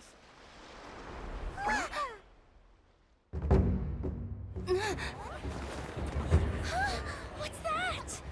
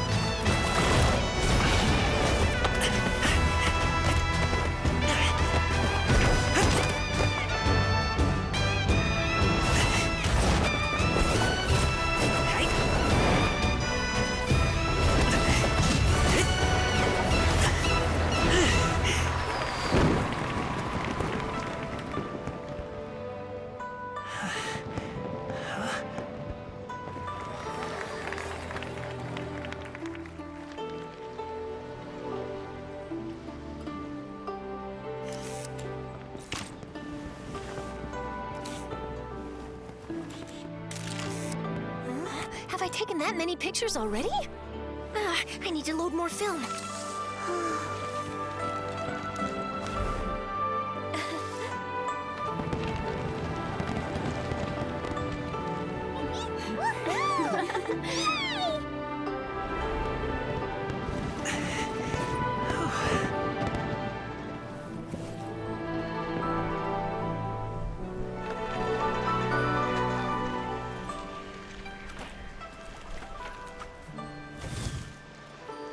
Wait, the wind. Oh my gosh! Mommy, I want a big kite like that too! Do you see that kite way out in front? It's so beautiful!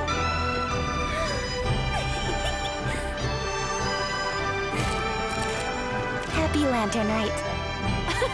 Happy Lantern Rite!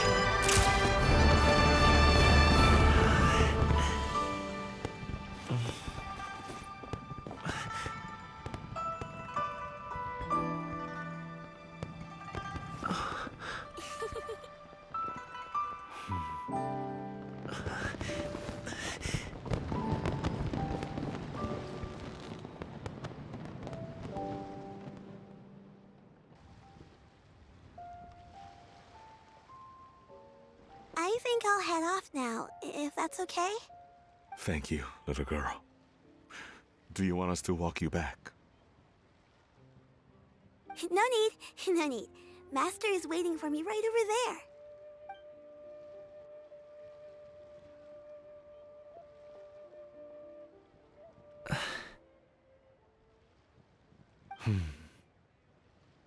Dad.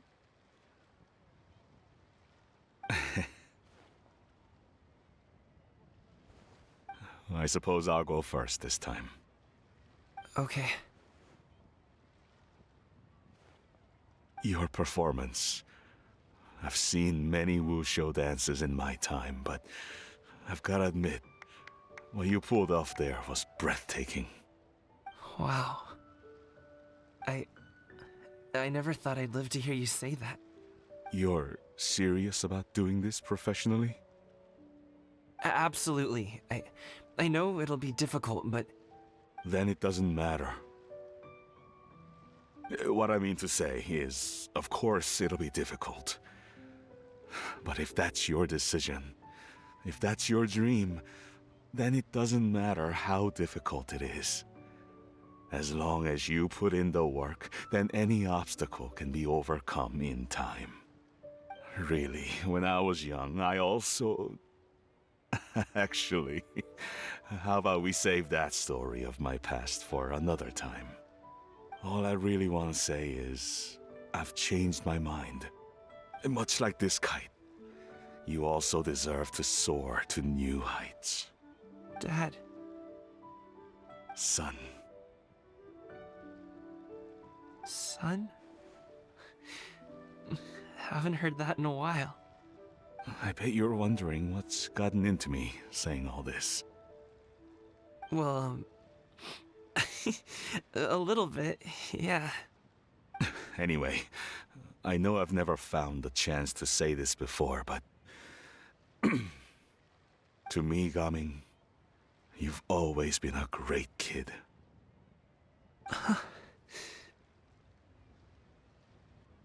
Alright, that's everything I've got. Did you have something you wanted to say, or...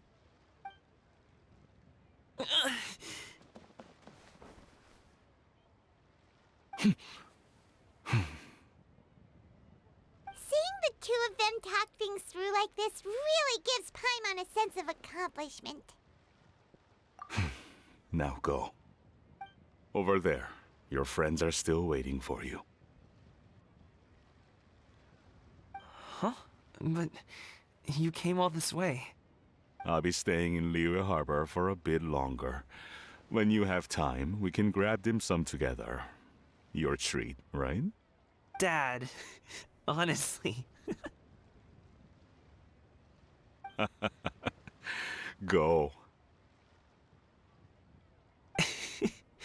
Okay, then I'm off. See you soon.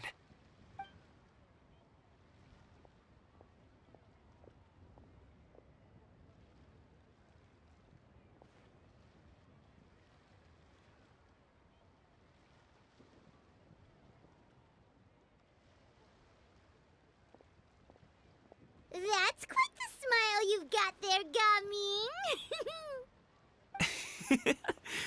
Really? It's nothing to be embarrassed about. I'd like to find and thank Auntie Shenhyun, as well as everyone else who's helped me out.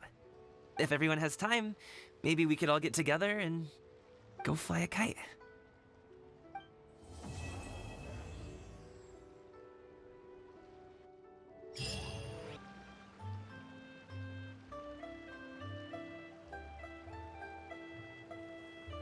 The mountain air is so refreshing! It makes Paimon feel like she could float around all day and never get tired! Cream! Gummies! Fuel fruit! Huh? Did you hear that? Sunshine! Blue skies! Good vibes! Right? So Paimon wasn't just hearing things. That voice sounds really familiar. Well, we've got the time. Why don't we go check it out?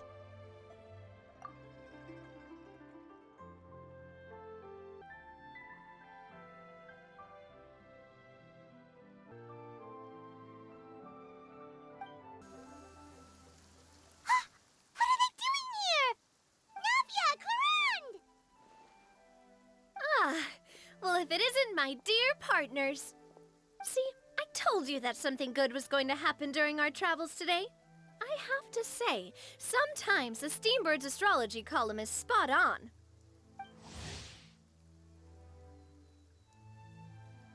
It's just your lucky day. Are you guys also here to catch the festivities? Oh, and that reminds me, Happy Lantern Rite! Happy Lantern Rite. Happy Lantern Rite to you too! Wait, if you're here for Lantern Rite, then what are you doing on top of this deserted mountain? And that voice we heard, that was you, right, Navia? Oh, impressive. You could tell it was me from that far away. You've got good ears.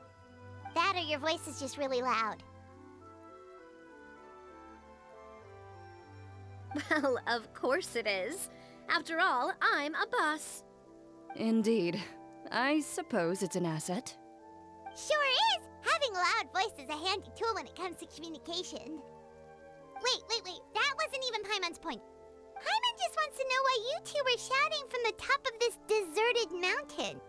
There was something about almonds, maybe? And buell fruit? Ooh, is it some sort of secret code? No, it's not a code. The words are meaningless. Perhaps, but the act of shouting was very meaningful indeed. That's just what mountain climbers do, right? After all the hard work it takes to make it to the top, as you stand on the summit looking out at the vast scenery, it's not easy to resist the urge to release those emotions. Exactly. You get me, partner. I was afraid that it would cause a disturbance, so I asked the locals around here, and they said it was fine. Apparently most hikers like to shout when they get to the top, so the locals are used to it by now. So, you see, it's not just me. I guess everyone shouts from the top of a mountain at some point in their life. Speak for yourself. When you're stressed, don't you ever just get the urge to do something for no reason? Not really. If I ever get stressed, I just go hunting. Oh, that's a pretty good way to relieve stress.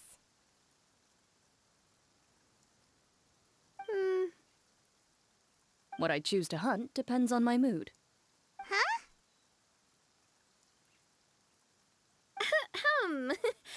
Anyway, why don't you two give it a try? Shout anything you want. It's a real stress reliever. As long as Paimon has clothes on her back and food in her belly, Paimon doesn't think there's any stress that needs relieving. Oh, I bet you guys are just too embarrassed to let loose. No need to be shy. Even Farina was shouting from the top of this mountain earlier. Huh? Did Paimon hear that right? Farina's also here? In Xianyun Village? Believe in your ears. It is indeed as you heard. Actually, the reason we climbed this mountain in the first place was also because we heard the sound of shouting. Yes, we could just about make out someone yelling things like, "Help me!" and "What should I do?" So we hurried up here to check it out. And what do you know? Miss Farina was standing right there, all red in the face. She practically sprinted back down the mountain the minute she saw us. Ah, that reminds me. I believe what she actually said was, "So help me, I will figure out what I should do about this script." So, you could actually hear what she was saying? Why didn't you say so earlier? I thought someone was really in trouble. I figured we would come check out the situation either way. Why not let her keep some privacy? Oh, seems like you caught Farina in the middle of some stress relief as well. She probably would have never thought. No, she definitely would have never thought she would run into anyone she knew all the way out here. I think so. We ran into Nervalet on the way here as well, but he was already on his way back, so they probably weren't together. What? Nervalet was here too? What was he doing here? It couldn't have been for vacation. I think it just might have been, actually. But apparently he only stayed for half a day before heading back. He's a very busy man. Neuvillette is not the type to take much time off. Taking even a half day for himself is already a huge step in the right direction. Didn't Charlotte publish an article on the Liyue tea industry recently? Maybe he was inspired to come buy some tea after reading that article. You know, just like you were. My situation is completely different. I'm here because I was asked to accompany you. The tea purchase is simply an added bonus of this location. You Fontanians and your tea drinking. Oh, it's not for me. I lost a bet with Wriothesley, and now I have to buy him something. It was just a spur-of-the-moment sort of bet. Wriothesley gets really invested in that sort of thing, but he couldn't care less about what he wins in the end. You could give him mint plants that you plucked from the side of the road, and he wouldn't even mind.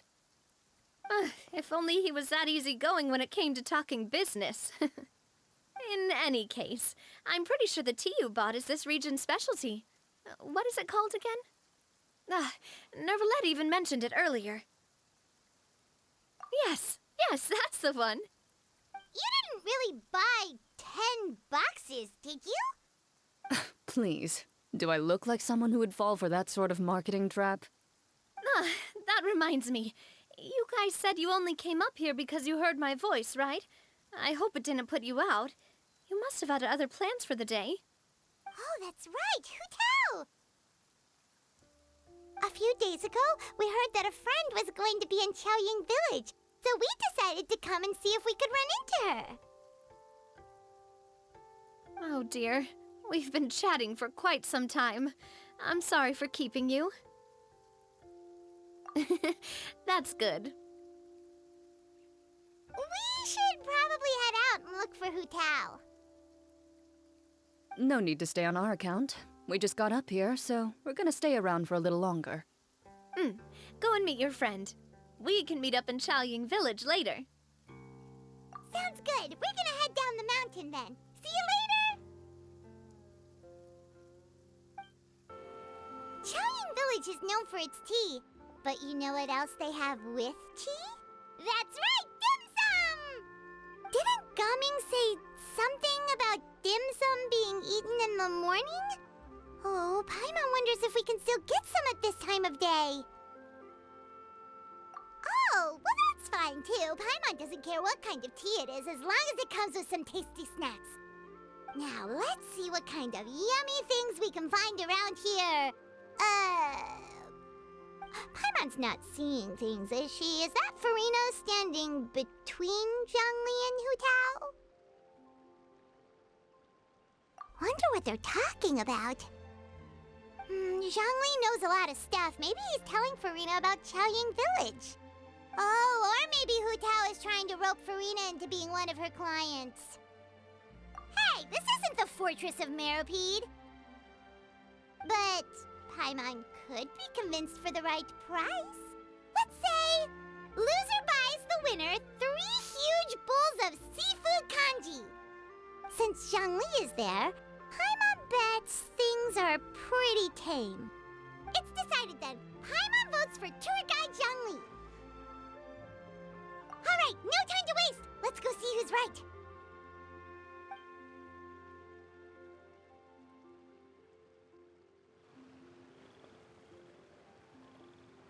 Good afternoon, Hu Tao, Zhongli, and Farina! Oh, great, now Paimon's shouting too. Oh, well, aren't you a sight for sore eyes? Seems like our luck just keeps on growing. That we were able to meet you both without prior arrangement must mean that this is quite the serendipitous meeting indeed. Huh? Oh, so both of you are acquainted with the Traveler and Paimon then?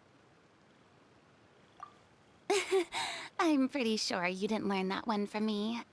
I must admit, I'm a bit surprised to see you here, Traveler. But seeing as you're a hero who's been all over Teyvat, it makes sense that you would be well-traveled and well-connected.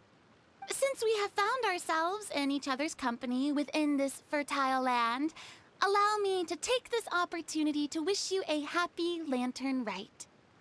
It appears you have been to Fontaine then. Given your proclivity to spread good deeds wherever you go, it's no surprise that you would make the acquaintance of a celebrity as illustrious and celebrated as Miss Farina.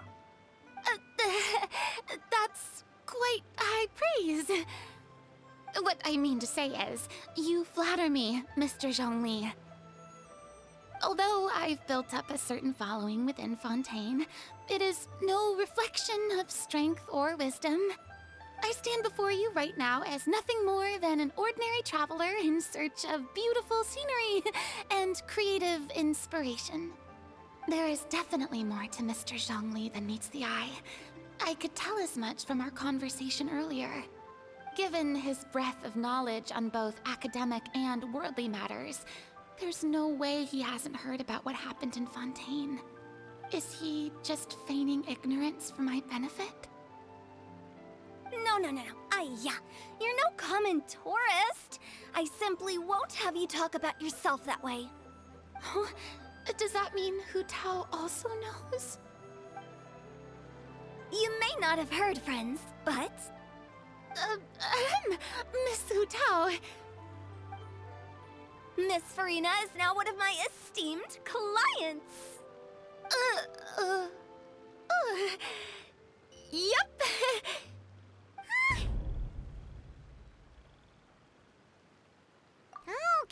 Okay, you win.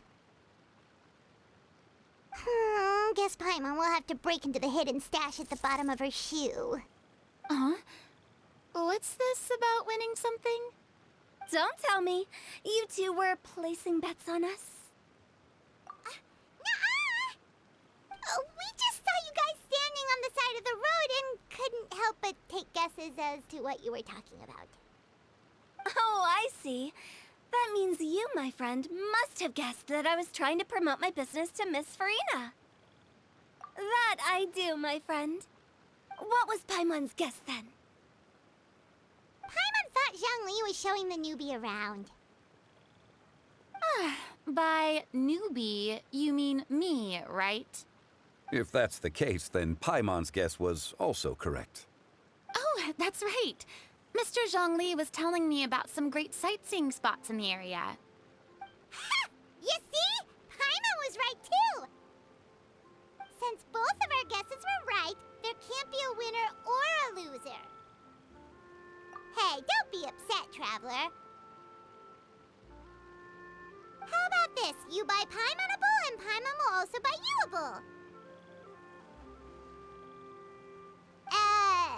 As for the third bowl... Since I was the subject of the bet, perhaps it should go to me? You know, as a congratulations for the huge deal I just struck. I was just joking. Anyway, I should be the one treating you. The funeral parlor is about to bring in quite the sum after all. Oh, Paimon almost forgot to ask about the most important question. Something happen recently, Farina? Huh? What do you mean? Well, you know, with you enlisting the services of Wangxiang Funeral Parlor and all. Oh, well, yes. Really? Oh no. Paimon is so sorry for your loss. Although Paimon may have not known the person, please accept Paimon's deepest... Whoa, it's not like that, Paimon. Huh?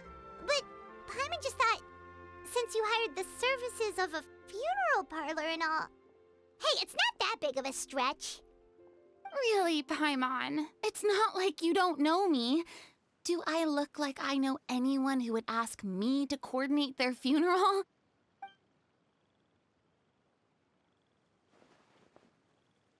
Miss Hu Tao is simply helping prepare some props for my film.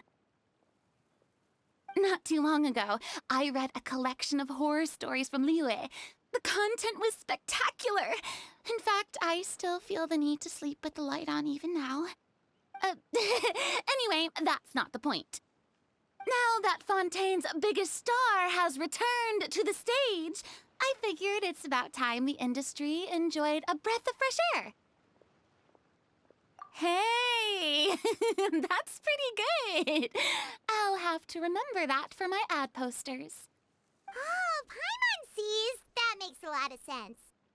So, did you come to Liyue just to enlist the services of Wangxiang Funeral Parlor? Well, not exactly. My original plan was to just relax and enjoy the sights. But then I ran into Miss Hu Tao and Mr. Zhongli, and well, you know the rest. I suppose it was meant to be. It was a fated meeting indeed. Zhongli sure loves his lofty turns of phrase. But if you ask me, it's all thanks to that man who stopped to ask for directions. Oh? Who was it? It's someone you know. Wanna take a guess? What? How did you guess that on your first try? Very impressive, my friend. Your guessing game is spot on today.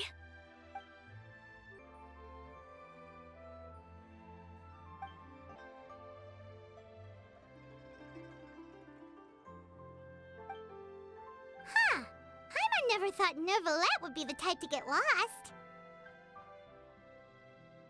I'm sure he didn't get lost. Even I was able to find my way to this place without any trouble. He was already getting ready to leave by the time I arrived. He just wanted to ask someone about the quickest way to get back to Fontaine. Yup, that's exactly what he asked. This area is full of mountains and rivers. It's normal to not know the fastest route.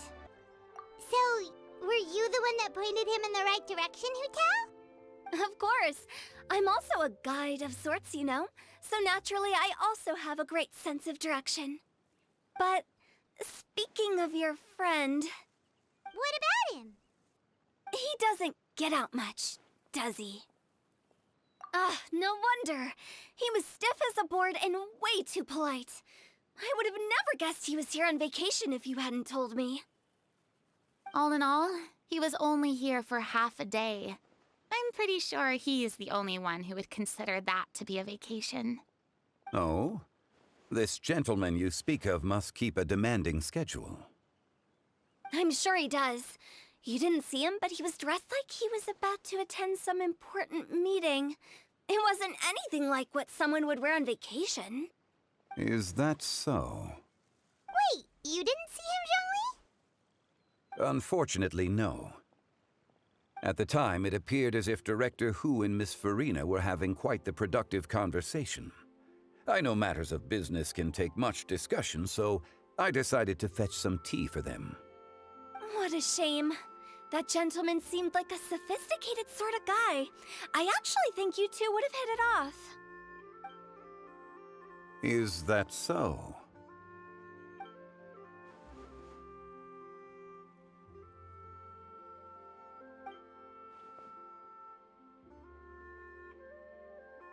Hmm?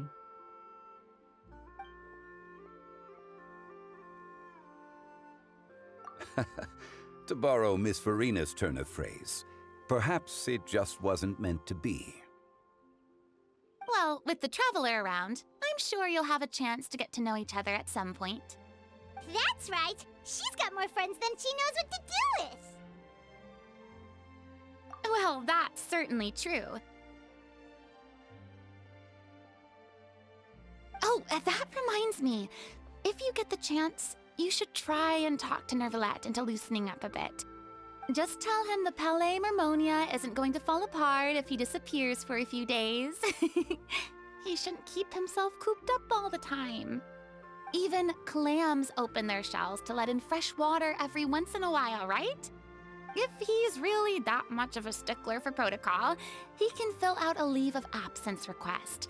He'd have to approve it himself since he handles that sort of thing now, but you know what I mean. Seems like this gentleman is also in charge of something pretty important. I've never heard of a demon that boring before. In my experience, a leader needs to be able to roll with the punches. That also includes knowing when and what to prioritize. It seems like your friend still has a lot of growing to do. If I remember correctly, he's already several thousands of years old. You're quite right, Miss Hu-Tao. Oh?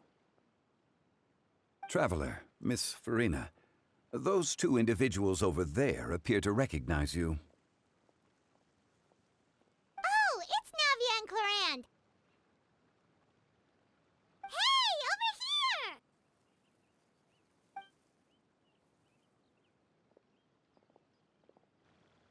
We saw you all chatting over here, and we're wondering if we could join in. Please, excuse the interruption. Oh, so polite. No apologies necessary. Any friend of the Traveler and Miss Farina is a friend of mine. Ah, straight to the point. I like it.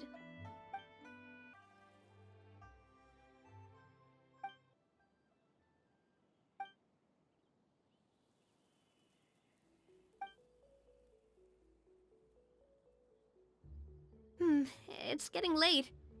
If we want to catch a boat back before dark, we should probably get going. Indeed.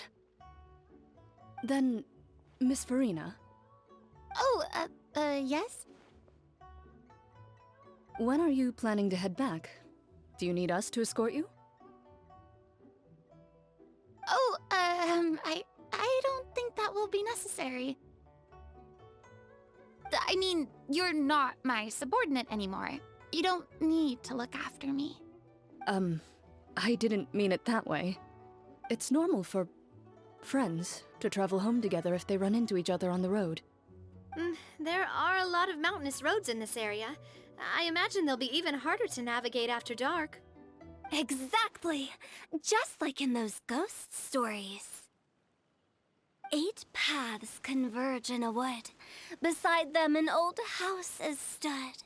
If you dare to go inside, not a soul will greet your eye. But if you take a closer look, there may be something you mistook. A candle flickers to and fro, yet there is no wind to make it so. What is its secret? What could it mean? In this wood, where mystery screams. Ooh.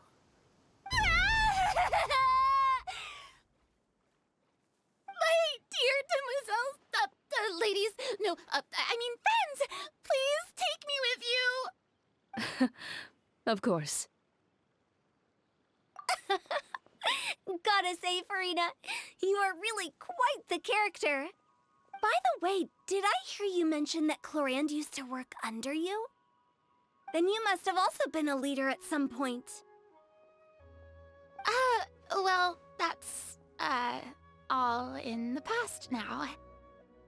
Besides, being a leader is hard. It wasn't the right job for me. I prefer how things are now. I can come and go as I please, and get to enjoy the sweet taste of freedom. I see. Well, you've certainly picked an apt place to relax. Xiaoying Village is an exemplary choice. Only the best. And I've learned a lot, too. Thank you so much, Miss Hu Tao and Mr. Zhongli. It's fine. You've thanked us more than enough already. The next time you're in this neck of the woods, I'll treat you to some dim sum in the city. Dim sum? Is that some kind of Liyue term for snacks or desserts? They are a part of it. It's basically a table full of as much tea, sweets, and good company as you can manage. Oh, so it's basically a tea party! Sounds great! Make sure to order the winter melon cake and the lotus flower crisp. They're so sweet and delicious, Paimon knows you'll love them. Ooh, okay. I'll be looking forward to it then. Wait, but didn't you guys say you were here on vacation? How come you're all going home empty-handed? Of course I am. I bought tons of fun things to bring home with me. A kite, a parasol, a little tin frog that jumps. Oh, and a stuffed toy of a mythical beast. Clorand is the one who didn't buy anything for herself. So all you're bringing back with you is that tea? And some tea-flavored hard candies. They're for Xianyun. Clorand isn't much of a shopaholic. Well, one of us has to practice restraint. Hey, I'm hardly reckless with my Mora. I'll have you know, all the purchases I made today were well within my budget. Me? Oh, well, I bought some tea, of course. I just had to try all the varieties recommended in the Steambird. Other than that, just some bits and bobs, you know. A little bit of this, little bit of that. They should all be things I can use, I think.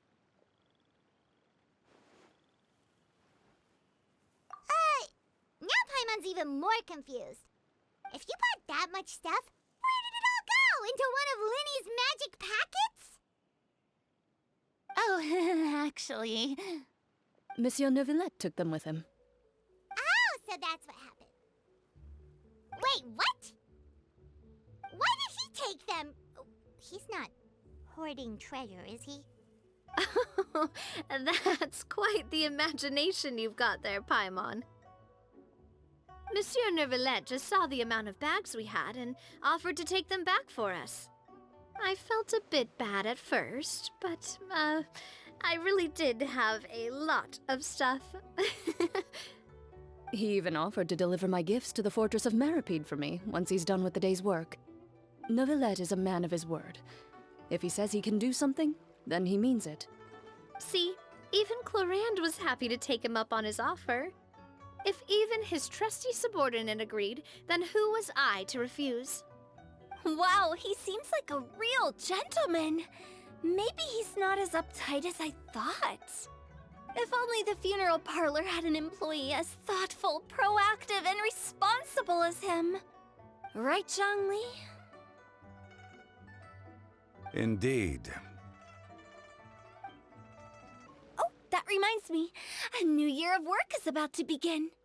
If there's anything you want to talk about, Zhongli, you know you can come to me. I'm all ears. Does the director have any concerns? It just seemed like you were a bit preoccupied today, and much less talkative than usual. You barely said anything other than, "Is that so?" and "Indeed." If you ask me, I'd say you're having a midlife crisis. You're getting to be around that age after all. Is that so? Ugh. I jest. Given its distance from the city, Xianyun Village enjoys a much slower pace of life. Surrounded by such peace and tranquility, I also seem to have developed a proclivity for inactivity. I apologize for making you worry. I see. What do you think, Traveler? Is this atmosphere putting you in a lazy mood too? Wow, you are getting really good at these kinds of lines. Indeed. Well, everyone, make sure that you've got all your belongings with you before we leave. If there's any souvenirs anyone still wants to buy, the time is now. Reliable as ever, Miss President. What is that supposed to mean?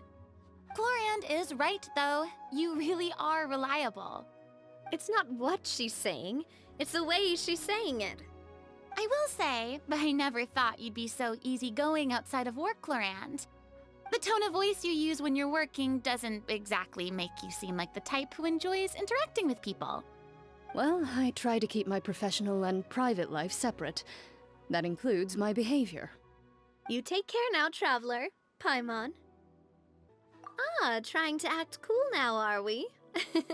Well, I guess it's not an act for you, is it? You are indeed quite strong. It's been great talking to you all. I'm really glad I decided to come to Xianyun Village.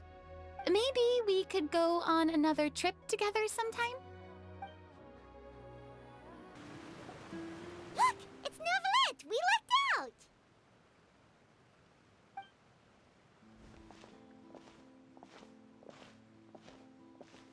Oh, it's you.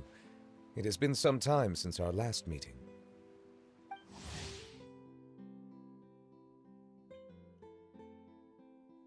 Few people frequent this location. Since I was able to conclude my work early for the day, I thought I might take a walk and avail myself of this area's peace and quiet. You call this early? Do you always work this late, Neuvillette? Strictly speaking, that depends on the agenda for the day. I am hardly bereft of time, however, so working late is of little consequence to me. Really? If you have so much time on your hands, then why did you only go to Xianyun Village for half a day? First, I should clarify that I was referring to my lifespan, rather than the time at my disposal on any given day. Second, I was unaware you possessed knowledge of my trip to Xianyun Village. I see. Thank you for informing me. Yes, they have been safely delivered. I have to hand it to Clorand. Just a simple gift delivery, and she has the great and mighty Udex at her beck and call. I was just passing through. It was merely an act of convenience. All right. Then I hereby confirm receipt of the goods on behalf of the staff of the Fortress of Meripede. A verbal receipt of confirmation? Is such a formality really necessary for a small matter such as this? Guess not. This quantity of tea, though, seems a little excessive for a gift, don't you think? Before you know it, they'll start accusing me of taking bribes. About that. Much of that is my own excess, I'm afraid. Oh? Why? What happened? It was buy 10 boxes, get half off. Ah, that explains it then. Well, go ahead and leave them to me. I'll get through this stash as fast as I can. You have my thanks. Oh, there's something else I'd like to give to you. This is a stone slate, engraved with a symbolic design. While that is an apt description, it is in actuality a legal codex. A legal codex, huh? Before the advent of modern writing utensils, information was recorded on stone slabs such as this. The law was no different. Okay.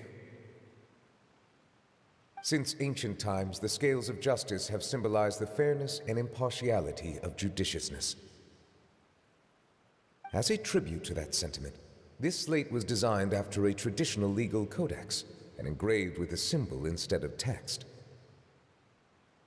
During my travels recently, I chanced upon a roadside stall offering tourists the opportunity to try their hand at the ceramic arts, so I decided to have a go. We joked with Cloran some time ago about gifting you a legal codex. So, here you go. Ah, so that's what this is about. I did not expect you to remember it as well. In any case, I hope this can be considered as a reasonable attempt to join in on the banter. It is a very good attempt. I suppose I shouldn't be surprised. Even your sense of humor centers around the law. That's an impressive level of commitment. Well, a gift of this significance deserves to be put on display, and I know just the place. Front and center in the fortress's showroom. Surely there's no need for such a grand gesture. Just kidding. I don't have anything like a showroom. But we do have a storage room. We can put it next to all the mechanical parts Xianyun has collected. That sounds good to me. So that's what you were doing in Xianyun Village. Indeed. Of course, while I was there, I also took the opportunity to taste the local spring water. The aftertaste is much purer than what I have delivered to me in Fontaine. It stands to reason that the long-distance transport has a tendency to imbue the water with extraneous emotion. If you want to experience the true flavor, you simply have to go to the source. Perhaps I should organize some time off to do the same elsewhere. Then we are of the same mind. It appears my desire is justified. If you say so, but you know you don't have to justify a vacation, right? You can just take one. After all, you're hardly bereft of time. You can do whatever you want. You're quite right. I suppose I suffer not from a lack of opportunity, but rather a lack of inspiration. However, after reading a few articles about Liyue's holiday traditions, the idea popped into my head and made itself quite at home. Seeing as I was free of responsibilities for the morning, I decided to depart at once. Refreshing. My spontaneous outing seemed to inspire quite a few other spontaneous decisions as well. Take, for example, my foray into ceramics. At first, soil from the ground is granular and unforgiving, but add the right amount of water, and it becomes soft, moldable, and able to take shape. In the past, I never thought about how quotidian vessels were crafted, but now I have participated in their very making. This is also something I made today.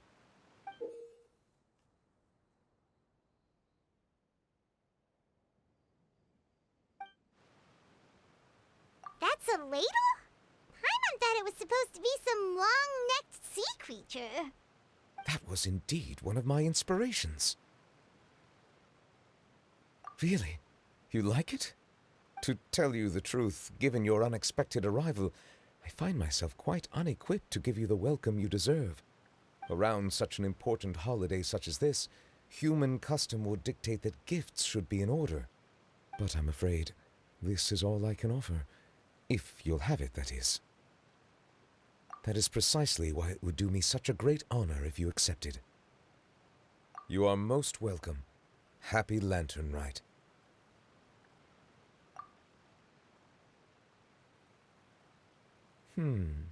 Approve a leave of absence request for myself. That sounds like it could easily lead to a vicious cycle of self-indulgence, something which couldn't be in further violation of protocol. But I suppose I understand her point. My proclivity to refrain from personal outings does, in part, originate from a sense of responsibility toward my duties. But it is also due to a lack of desire to engage in the human world. But now I see that the human world is indeed full of many interesting places.